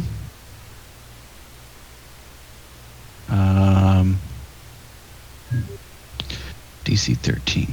What is the DC though? Can't grapple the target. Okay, I think you're just grappled. I think that's. You just have. Here's what it says. I'll just post it. So instead of dealing damage, the vampire can grapple the target and escape DC 13. So I'm going to say on your turn you have to make a DC 13 athletics to escape, but right now you're grappled. And then as you're grappled, she's going to try to bite you. Well, the 23 is going to hit. The target hits reduced by an additional amount equal to the target and the vampire's regains. So she bites you in the neck and sucks some of your blood out, healing herself, knitting back the wound that you gave her. All of it? No, but some of it. And your hit point is permanently reduced by 7. And you take 15 damage. It total. permanently reduced by 7, so even long rest doesn't bring those back. The target reduce lasts until it finishes long rest. Sorry, you blipped out there. What'd you say? The reduction lasts until the target finishes the long rest. Got it.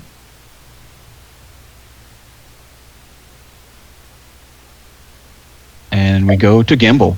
As you see, Gorba is grappled by this vampire as she is sucking his blood out. Well, since it seems we're due for sleep anyway, might as well.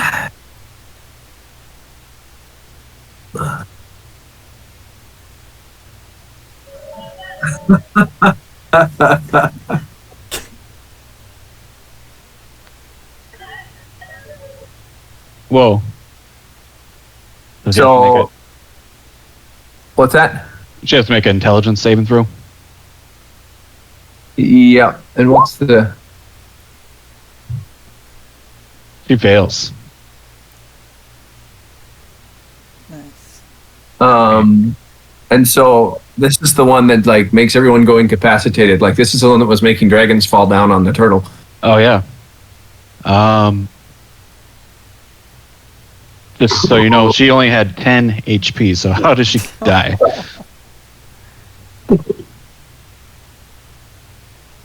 Do you want to describe your kill? What the spell looks like? Psychic glance, just like her mind just like collapses inside her own head, and her head just kind of becomes this like void into itself and implodes, and her kind of just in a cascade of implosions down into her neck, and just leaving like this hole as she just like stands there and sways a little and just plops down. Yeah. Gorba turns around and he's like showered with the blood of the vampire spawn. Well, it's more an implosion, I think. Oh yeah. Okay. Okay. So she's like getting sucked into herself. Yeah, just kind of just head just Just kind the of head go. part, right? Though. Yeah. Yep. It's a psychic glance, so it's like her brain consumed. Yeah, I don't know. Maybe it'd be bloody. I don't know. That's fine. I'm cool with that. And then her corpse falls to the ground right next to Gorba. And I go, what? We're gonna long rest anyway. Gimble.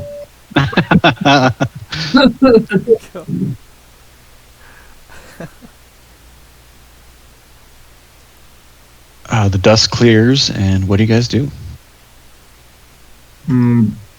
Gorba congratulates the barkeep, were-rat, whatever, on his freedom. Yes, thank you. I mean, they're paying the bills, but I would like to get out of here. They don't pay very well. Yes. Where are you gonna go now that you're free? I'm gonna go find the silver hand fingers. You know. That sounds good. We'll send good word about you.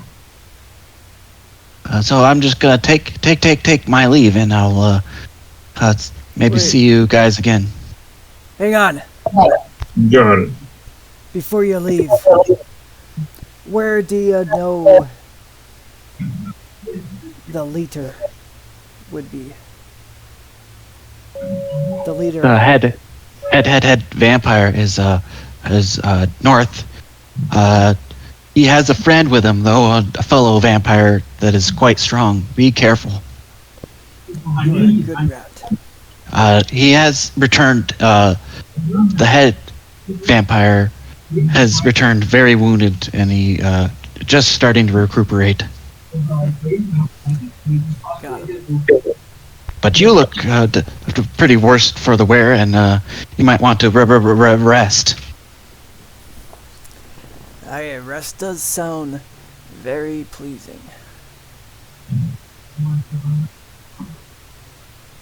And he begins to scamper off, unless you're keeping him there. Nope. Gorba says we We should head back to the Silverfingers, get some steaks, some.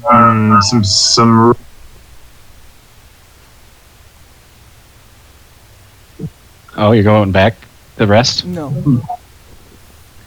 No, we need to get. Don't we need to get steak? Nevik says nay. I mean, we're here. I Is cast Gimble it. invisible now? I cast it on Gorba.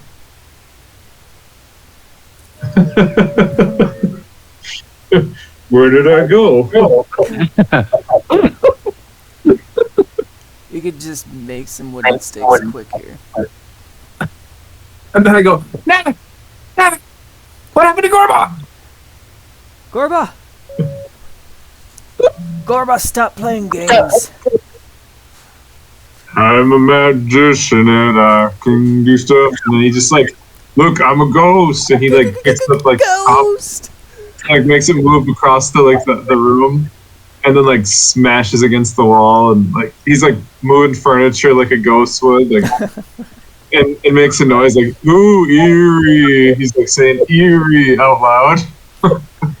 We must release the ghost to the. I'm detecting thoughts on Navik. Get out of my head! What is Navik thinking? He's thinking about opening this door right here. He's thinking about that door. Yeah. Are you opening it? Absolutely. He's trying to get away from this ghost and wondering where Gorba went. So. Click. Oh! Navik jumps back. Give me a dexterity save throw.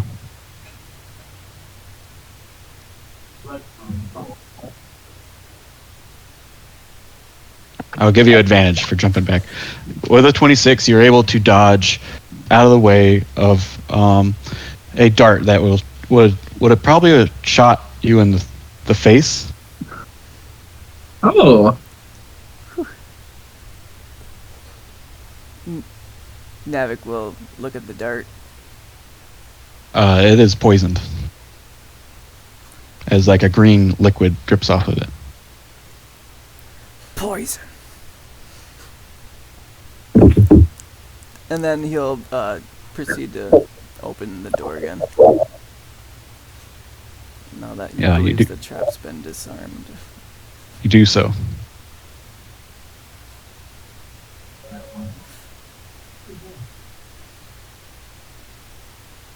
Running inside. You see like a table that looks like where a guard would station themselves, but it seems to be empty. Okay. While he's running, he's downing this healing potion he has. I think he just has the one. Let me make sure. I don't even care. Did you guys see I did a little teleport thing? Misty step. Oh yeah. Or where'd you Misty step to? Just right behind Navik. Whenever I did it, like a little while ago. Yeah. I have 4 healing potions, I guess. So you're gonna down yeah, one or two? I'll just use one right now. Okay. Oh. That was just a normal? Mm-hmm. I shouldn't have been wasting all these spells. I thought we were going home for a long rest because he was low, but he had all these potions. Whoops. Yeah, I figured Navik is just concerned about this contract at this point. So, haste is of the... I mean, I don't think it's going to punish you unless you don't have to finish it today. Yeah, but Navik... It's just you default on it. So it's not a haste. Navik just doesn't like that being held I got you. above him. All right. He hates magic so much. He wants to get rid of it. So, there. You heal up 7 with the potion of healing. That's 7 awesome hit points I'll use.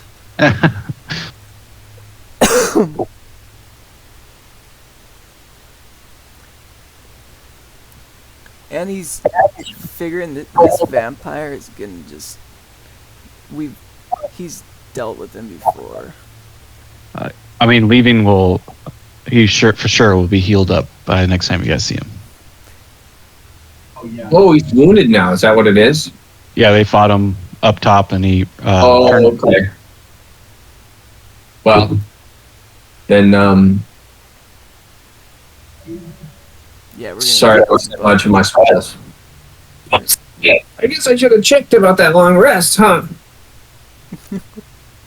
We'll rest after. We're almost done with this job. There's another door. This time Navik will check for traps. Give me an investigation.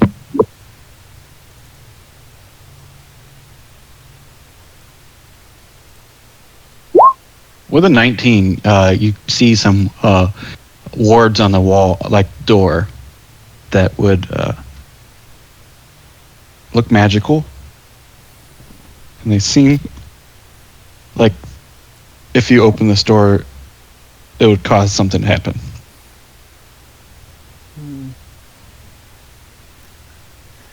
Very peculiar. We can't go through this door.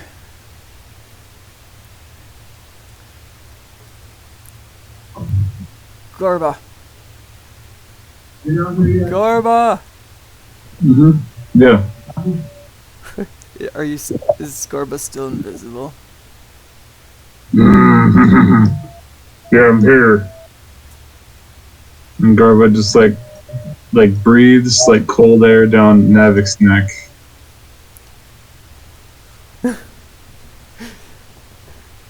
Yeah, he's still invisible. Yeah. How thick do you think these walls are? They look pretty thick. They're stone walls. Garba figures out the acoustics of the area, but bat sonar, and tries to like get the bricks to reverberate at such a frequency that makes them kind of like shift. And how are you doing that? By like making screeching noises. Okay. Perhaps Plan B. Gimble. I request thee, Gimble. Yes. Is there anything you can make of this door? It seems to be protected by a dangerous spell. Magical bullshit, huh? Well, it's kind of my thing. Perhaps you can fix the door.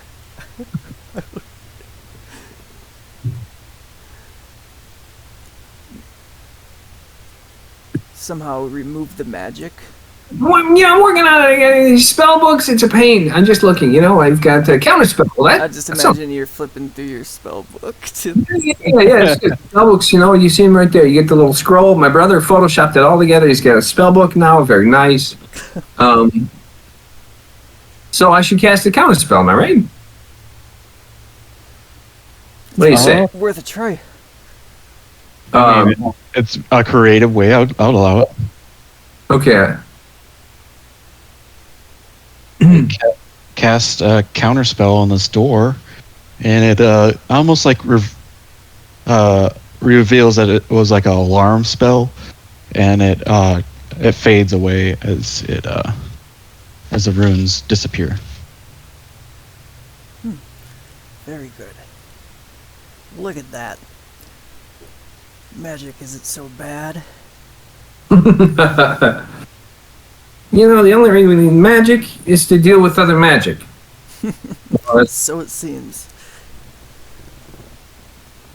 I wish it weren't true. But sometimes that is the case, isn't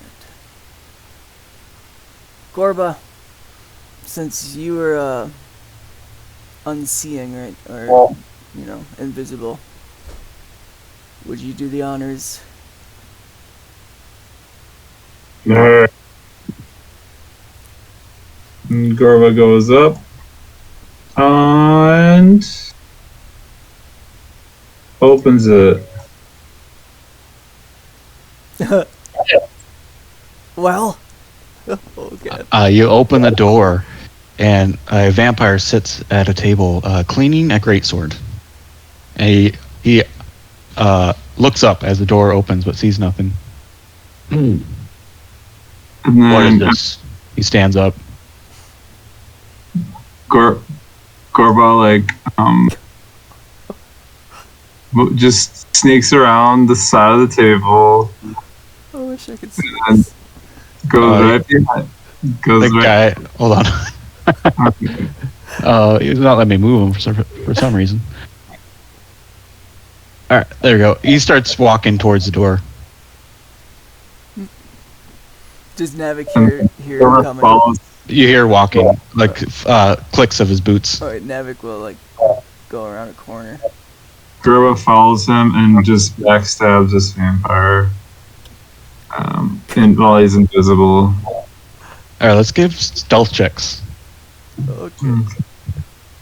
It's best to assume all vampires are up to no good. Is that right? Probably. This one, especially.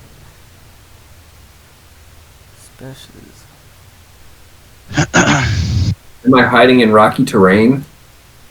Are you hiding? I don't think so. So he walks up to this door and he sees you, Gimble, as Gorbo walks up behind him. He quickly turns and grabs you by the throat, Gorbo. No. Gorba says.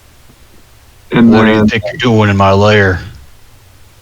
I'm gonna be the new lair master. Is all I'm gonna say. I'm here to work for you.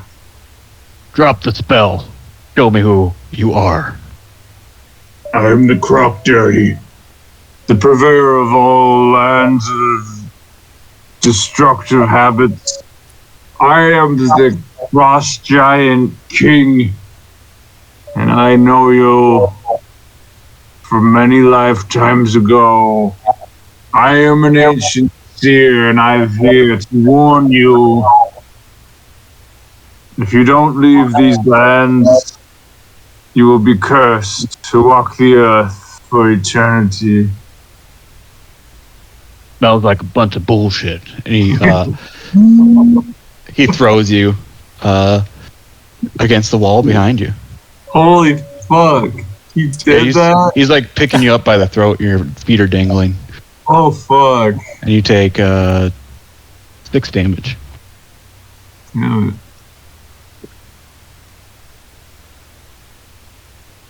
He picks up his greatsword. Are you alone? Yeah. Fine. Let's just talk about this. Die like a warrior and show yourself. And Gerba runs off to the side and goes to the bathroom real quick. As you go into this room, you see a familiar figure laying on the bed. It looks like the vampire you guys fought earlier. Looks like he's nursing back some of his room. He wakes up as you come in here. Oh, Brother, we have an intruder. Gerba tries to stab the guy on the bed. Oh, you stabbing him? All right. Do it. And we're going to roll initiative.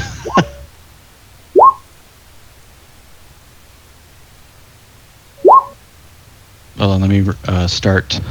Clear the table. All right. All right, let's roll again.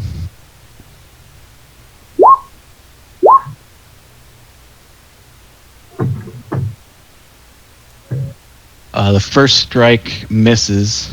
I would say you probably only got 1 strike before initiative started. got Gorba. Why aren't you guys showing up on the thing? Navik with a natural 20 is 30. Gorba. What did you roll, Gorba? 15? Yeah, my first roll. Yeah, my initiative was 15. Yeah. And then we got Daniel. All right. You slam your sword against the bed, and he quickly dodges out of the way as feathers and stuff shoots in the air. And we're gonna roll. Get some music going.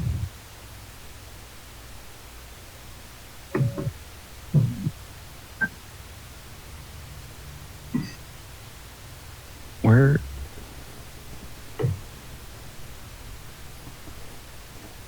We'll do this one. Ooh. First act is the wounded vampire. I cannot see you, Gorbo. That's good. He would want to see me. He's gonna cast a spell. Let me turn this down. There we go.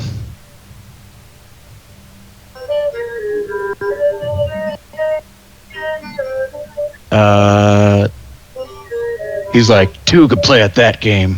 And he casts greater invisibility on himself. And he goes, poof. You can no longer see him.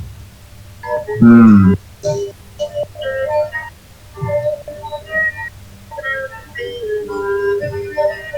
And you hear footsteps leave the room. Yeah. Vampire warrior comes through, swinging his sword. Can't see you, but he's gonna try to hit you anyways. Yeah. Gorba tries to be at the edge of the bed up here in the corner. Yeah. With a 12 and a 13, he misses.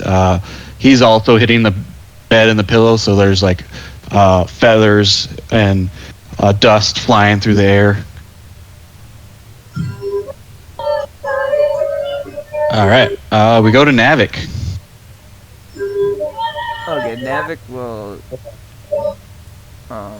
get into and scoot past Gimble and assess the situation inside. You can't. Right now, you just see from where you're standing, you see just like dust and feathers in this room back here. Okay. And you see a man swinging his sword around. But you don't see Gorba. And I don't see this guy. No, he's invisible. Alright. Navik hears any commotion in this room? Which room? Oh, yeah, you see another man you haven't seen before just like tearing apart the room with a great sword. Okay.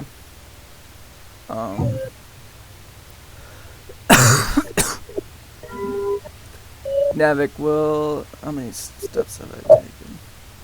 I should have enough, yeah. 10, 15. He will enter the room and enter hand-to-hand combat with this man swinging the sword, assuming that he is a bad guy. Okay. So, 2 dagger attacks. The first one, what is his AC?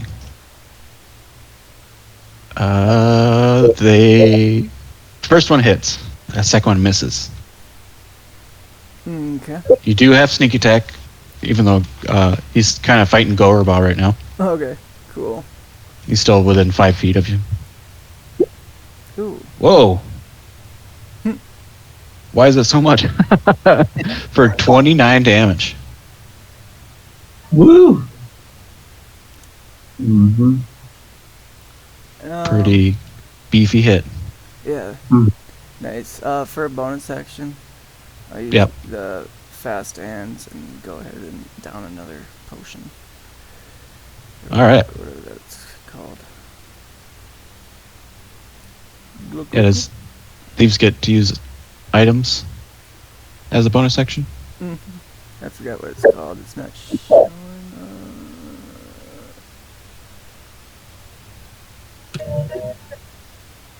Yeah, it's called Fast Hands or something. Oh, okay. Yeah, I'll let.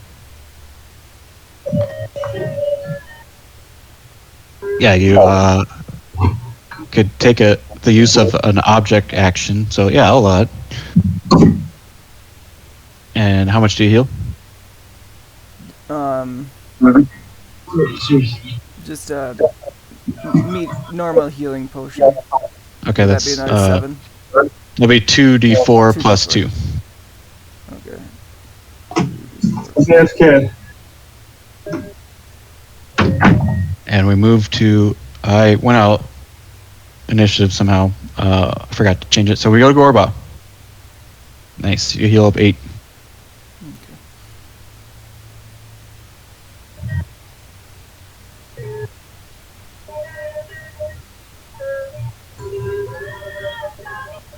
Gorba, you're up. You're invisible. This guy's trying to swing his sword on you.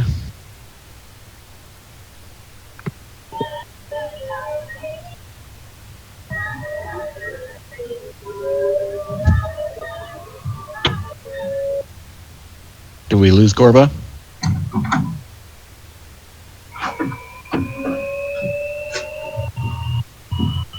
Okay, my turn. Yep. All right. So this puppy, how it's done. Trying to train this puppy. This vampire's a puppy is what I mean. So Gorba's gonna just swing at this vampire with his, and he's raging. Doing that, doing that, doing that. Let's see. I want to do Orcish Fury, which means once when you hit with an attack, use a simple or martial weapon.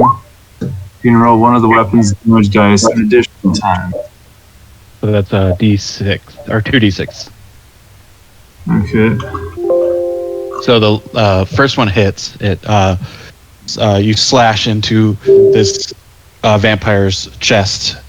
Blood sprays, and these his wounds start to knit back together. But you do quite a big damage. Can I do anything else?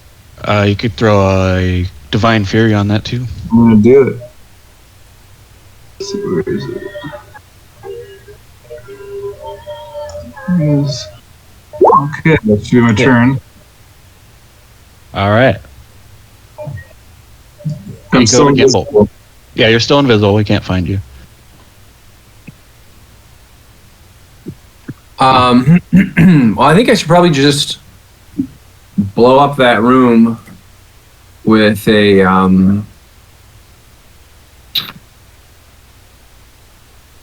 Oh, this is pretty good. I want to say a Steel Wind Strike. Just start strong. It makes me jump around and hit everyone. Can I see the people that hit him or no? Because I need to see him for that. You can't. If you walk in closer, you probably could. Okay. There's like a. Let me see. I just knew you said somebody was invisible. Yeah, there's an invisible guy you can't see. Okay. So Yeah, so if you move right there, you could see the vampire fighting, or fighting who you know is Gorba. Anyway, yeah. I can see this guy here, even when I'm here. But then I can't really see anybody. But I've seen Gorba swinging. Like I can see Gorba from back here. So I would see that he's swinging at someone. So I could just do a fireball into that room. Yeah. Fireball being 86. And this other thing being 60-10. So it's actually pretty similar. Yeah, I think I'll just do a fireball, stay out of the room. Okay. And yeah. And I'll do the thing that doesn't hit my friends, so. All right. Because I can see, I believe, both my friends. Yes, I can. So then I can make it not hit them. He fails. Deck save. It doesn't need to hit. It's not failing nothing. It's an auto save, right? What was that? Oh, the bad guy. It's Yeah. the bad guy failed. Want to roll that damage? Oh, 39 damage. Holy shit. That's what we need. God damn. Yeah, he's not resistant to fire, so yeah, he's taking that full damage. As you cast a fireball in there, your friends are protected, but it seems like his wounds aren't healing as fast as right now. They're like his wounds are getting scorched. And go to Navik. Alright, so this guy's burnt up pretty bad. Yeah, he looks pretty hurt.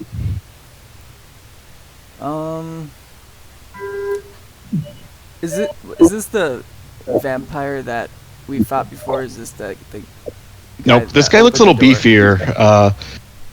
He's probably about a couple feet taller than that guy. Oh, okay. You know the guy that you guys fought was like a spellcaster. This guy seems like a warrior. Oh, okay.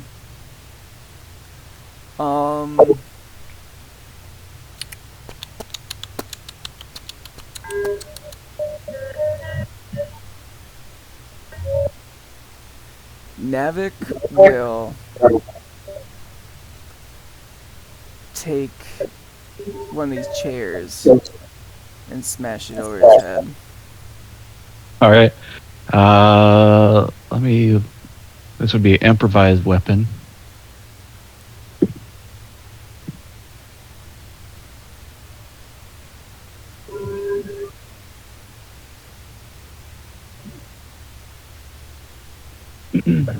Looking up the rules for that. No problem. I don't even know. I'm like, yeah. Sounds good to hit him with a chair. So you pick up a chair. Go ahead. Roll a d20. Okay. Are you proficient with improvised weapons? No, not to my knowledge. I would say then it's a straight 20. With a 2, you smash this chair on his back, and it just like breaks. And he turns around and glares at you. Navik will smirk and go, "Not a good idea." And then try to just headbutt him. All right. I know he's taller than Navik, but he's gonna try his hardest.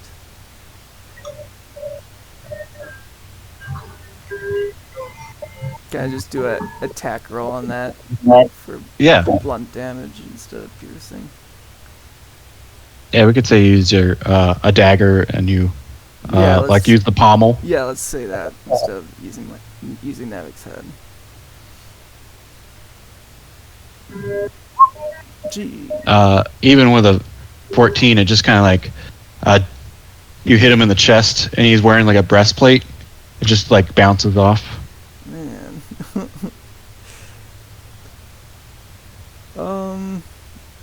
With that, Navik is gonna slowly back up.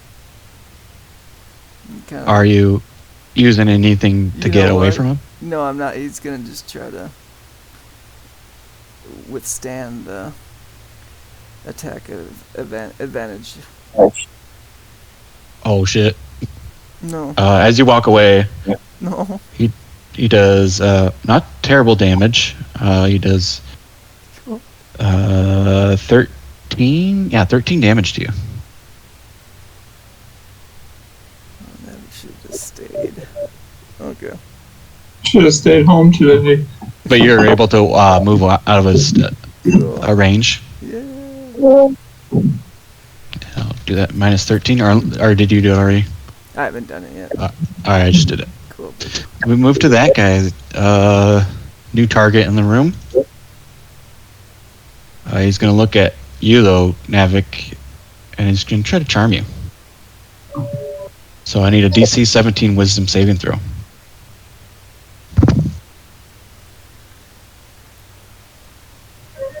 Yeah, there's still an invisible one, right? Or Yep. okay. Wisdom. You pass. He tries to charm you, and he starts to look like the prettiest person you've ever seen, but you shake it off. Yeah. Invisible vampire.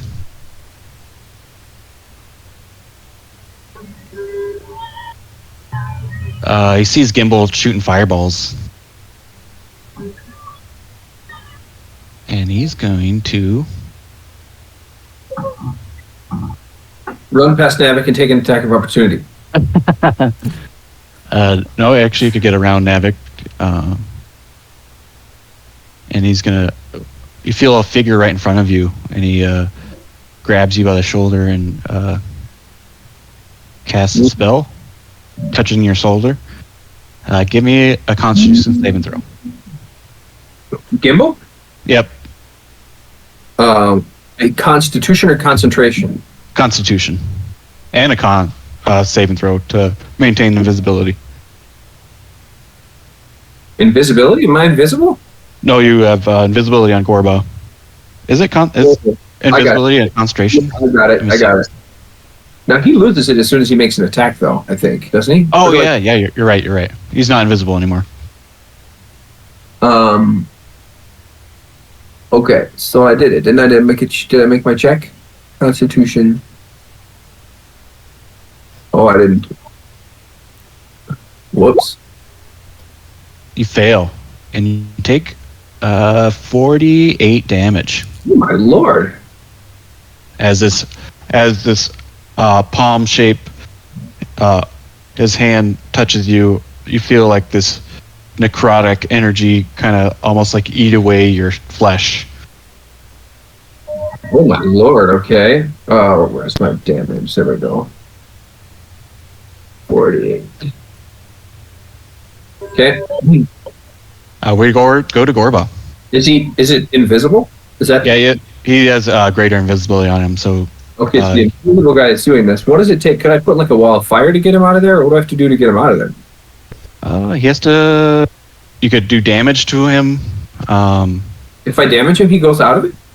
No, you would have to make like Constitution, like try to maintain the spell. Oh, okay. See invisibility. What else?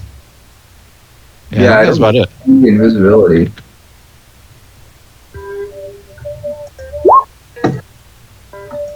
Gorba casts the Zealous Presence. So 60 feet. So that's everyone. Everyone gets advantage on the next. You gain advantage on your attack rolls and saving throws until the start of your next turn. Once you use this feature. All right, so use that the bonus action. Navik and Gimble, you hear Gorba let out a battle cry, and you feel inspired. Man, that is delightful. That's my party trick. I'm working on one that's like that, but I don't have the phonation with that. I only have the. See, I've only got the. But I don't have the like roar component. You know, the voice part. Oh, I've been doing it for years, man. Oh, man. Beautiful. Well, I can't wait to learn. So anyway, what happens now? Gorba's turn. Gorba, you see a vampire try to charm Navik, but he has his back turned to you. I'm gonna attack that vampire. Just like nonchalantly. Both hit for 26 damage. Then Divine Fury as well. And that should round it out. Some good rolls. Yep. Mm-hmm. That's my turn. 26 minus 11. Ooh, he looks on death's door. We go to Gimble. this vampire fighting Gorba looks pretty beat up. But there is a figure in front of you. You sense his presence, kind of blocking the way. Do I know its name? You don't. Like, could I call it like Vampire Knight or something? Because there's one that I can, if I know their name, I don't have to see him. I don't think anyone got their name. Well, I don't know. Okay, sure. I mean, what's the spell that you're trying to do? The Psychic Glance. If you can utter a creature's name, if the named target is within range, it becomes the spell's target, even if you can't see it. Maybe you can convince him to give you his name. If I would, okay. I don't know if like vampire is too generic a name. Maybe that's not a name. That's a Yeah, I mean these are like people. They have like actual names and not Vampire Knight. Try If you want, okay. Well, then that doesn't apply. we can make it a roll if you want. No, I don't think that's right. If it's it's just interpretation of what name means. It's not the roll. So, no, I'll just do a different spell.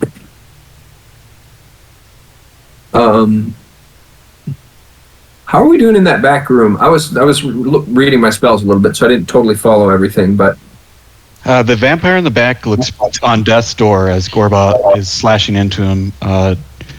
Navik took a pretty good hit as he exited. Standing there. The one is this the standing one? Is that? There seems to be some kind of force like in front of you. I know. No, I know. I can't go in, but I can see back to another one there, and I can do a raise spell. So is that the one that's almost dead, or is the one that's almost dead up on the bed there with Gorba? They're both almost dead. So there's two in the back room that are almost dead, and there's a healthy invisible one in front of me. Is that correct? There's two vampires total, both are death's door. Oh, including the invisible one. Yep. Oh. The visible one is the one they already fought in the alleyway. Oh, okay.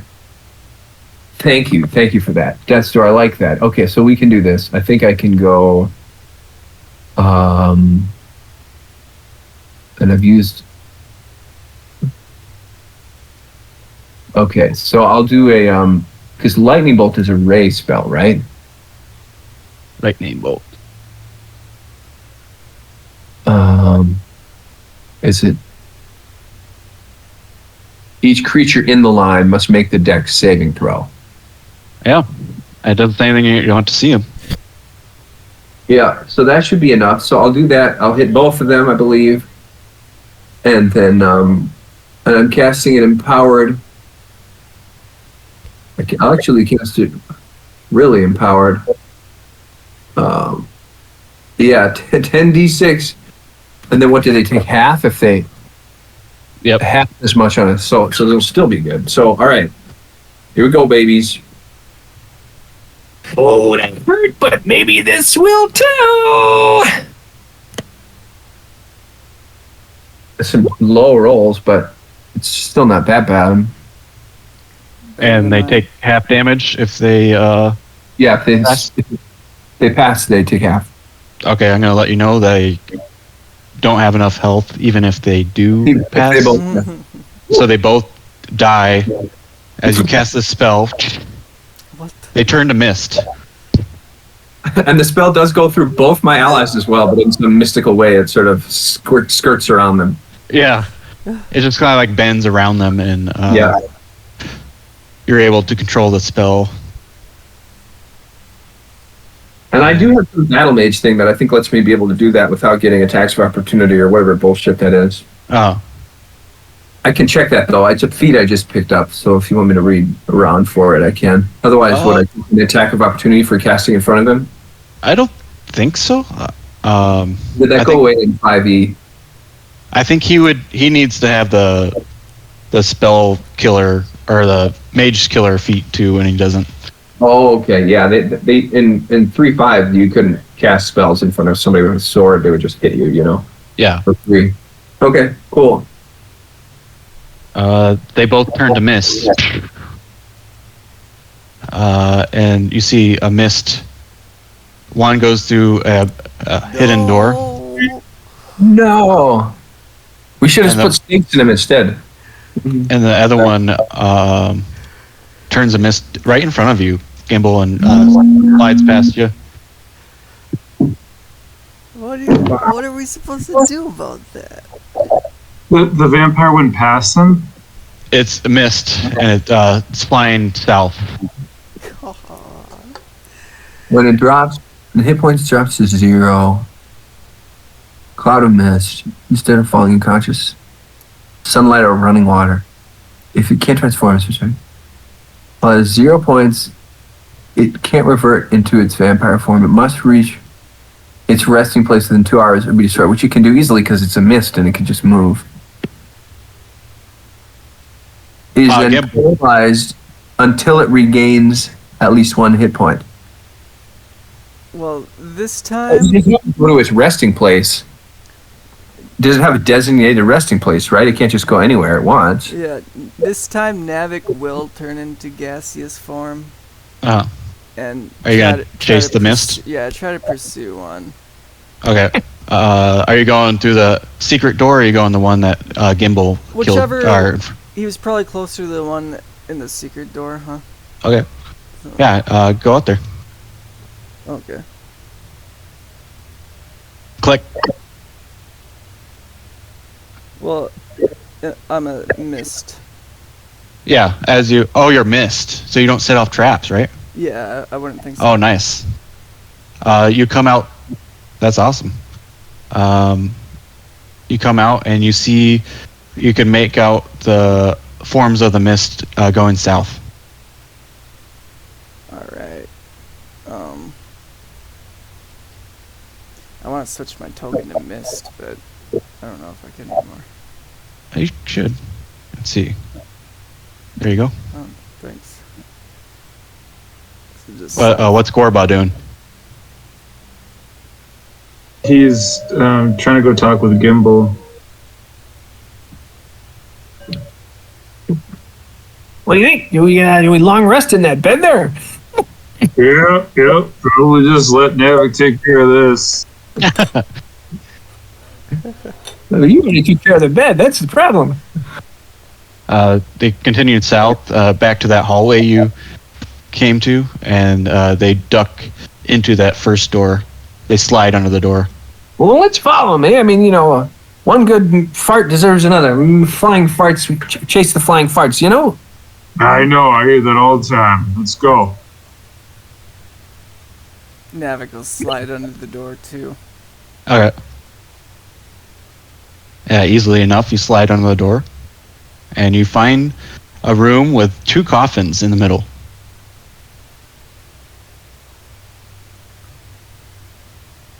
Can we see? All right. Here. You don't know where Navik went. He kind of just took off without you guys. Right.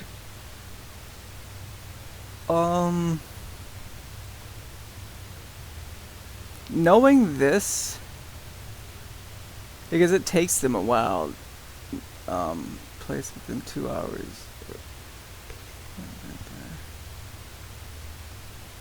I guess you guys wouldn't really know the 2 hours bit. I think that would be that's kind of meta knowledge. Oh, okay. Because we don't even talk to the demon hunters or whatever. We just try to hunt them ourselves. Yeah. I guess good. Navik will just take these embers and open the coffin and pour the embers inside the coffin.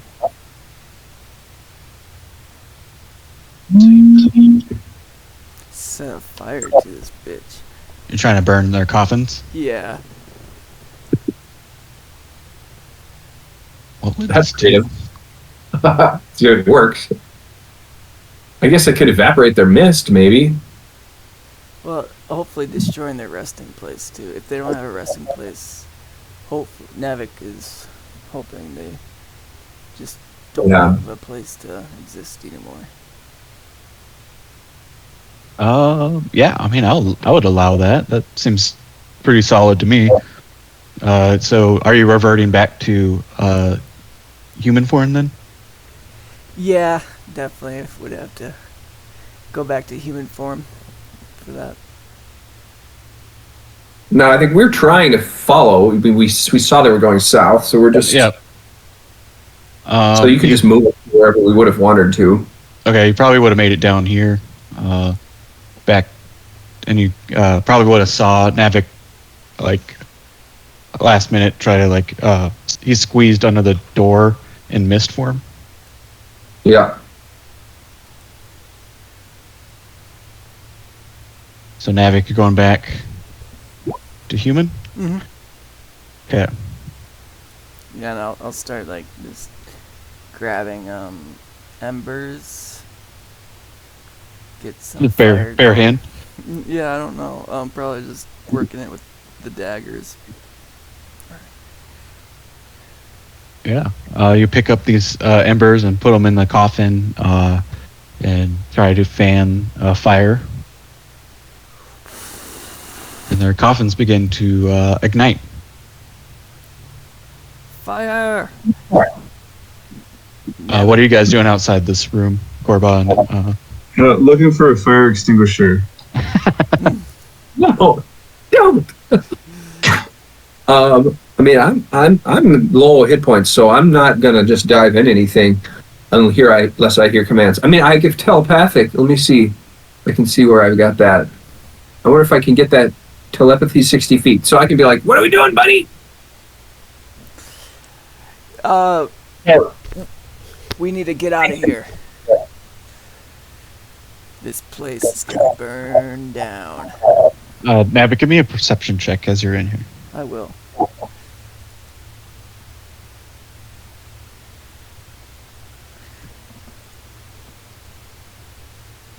As you're gathering these embers, starting these coffins on fire, you hear noises coming from the room. Quick, you know. From this Fire door, you hear like rattling of chains. You hear like whimpers. Oh. Is this before or after I put the thing? So I would say it's already catching on fire. Okay. Navik will try to send a telepathic message to Gimble.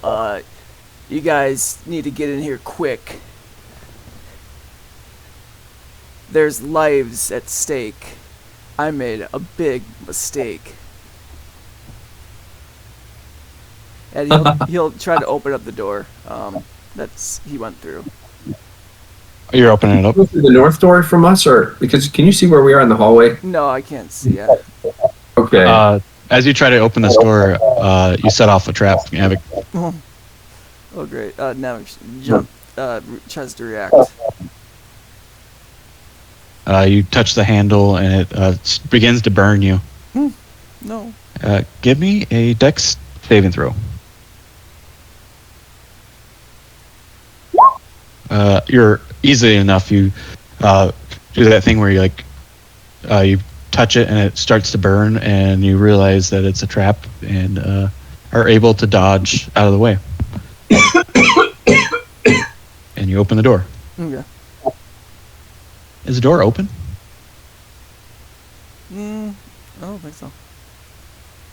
Let me see. Oops, not that. Shift L. Look at that. Good All save. right, so I guess it doesn't show. Let me. Here, I'll just move you guys in there. There we go. So these are the coffins Beautiful. that are on fire. Yeah. I got hasty with that decision, but it's too late now. If you go through here, this is where I heard some whimpering and chains. I assume that these are where they're keeping the missing women. Yep. So I'm gonna check the door for traps. Of course. I think Navik's learning. Yeah. You open up the door, and you see 3 women in separate cells.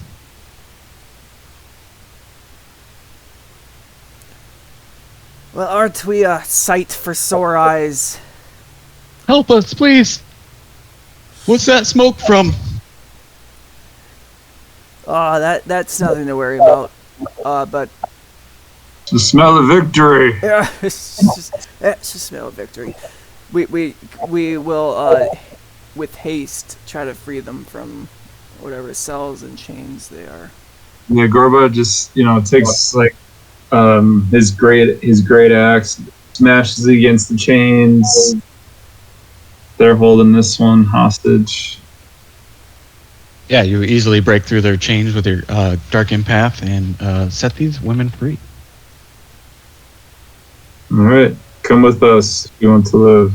Hurry, we have to get out of here. They might come back. Okay. I Well, doubt it. we're working on killing the great vampire, so Aye. should be good. Burn, baby. Come on now, you see that? Can we carry them on our shoulders? Yeah, they'll be probably Let's weak. just be more manly.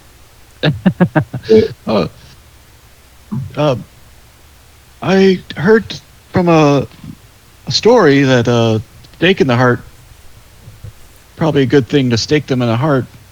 I mean, I'm just a commoner. I don't know anything about vampires, but that's just what they say in the stories. Yeah, we thought of that. We don't have any stakes. Look at these tables. Look at these chairs. Oh, Gorba like busts down the chairs and the table. Hand some stakes to Gimble and Navik. Now, quick, engrave mole into them. Navik will start engraving the same thief's tan into it. No, I'm gonna have to go to bed. I mean, I'm pretty much out of steam now. Yeah, Definitely. yeah. I'm saying we'll probably wrap it up. Yeah. Probably right here. You guys stake these vampires, and they turn to dust as their coffins burn away. You guys head off towards the side. In these coffins already? Yeah, they turned to mist, and they came into their coffins, and you. Oh, I thought we burned those coffins in the other room. Oh yeah, I mean they're still on fire. They're on fire. We're just, Stake them while everything is on fire. Run back in, stake, and then got it. yeah, and then the rest will burn. Diving into the burning room, stake the vampires, and then leave. Yeah. It's like burn everything down so you'll I know, die. the burning is a little extra, but Action movie anyway. All right. Well, speaking of extra, Gimble says, "Let me see. I do have enough spell level for this. Yeah, so this would be a 5th. Gimble says, "It's been great, everybody. Deuces!" And then fireballs the whole room, the whole thing where nobody gets hurt. And I like go up to my turtle or something. Bye, Gimble. Yeah, you just poof out of existence, and no one knows where you went. But that's leaving with style. And the only thing that happens is that the room is now even more on fire. yeah, God. Awesome. Well, thank you. Yeah, dude, that's fun. yeah. Hope you guys had fun. Definitely. Yes. Navik can't wait to fulfill his part of the contract and get his name off that. It's gonna be great. Oh yeah, Oh man. we didn't resolve that. Oh, we will.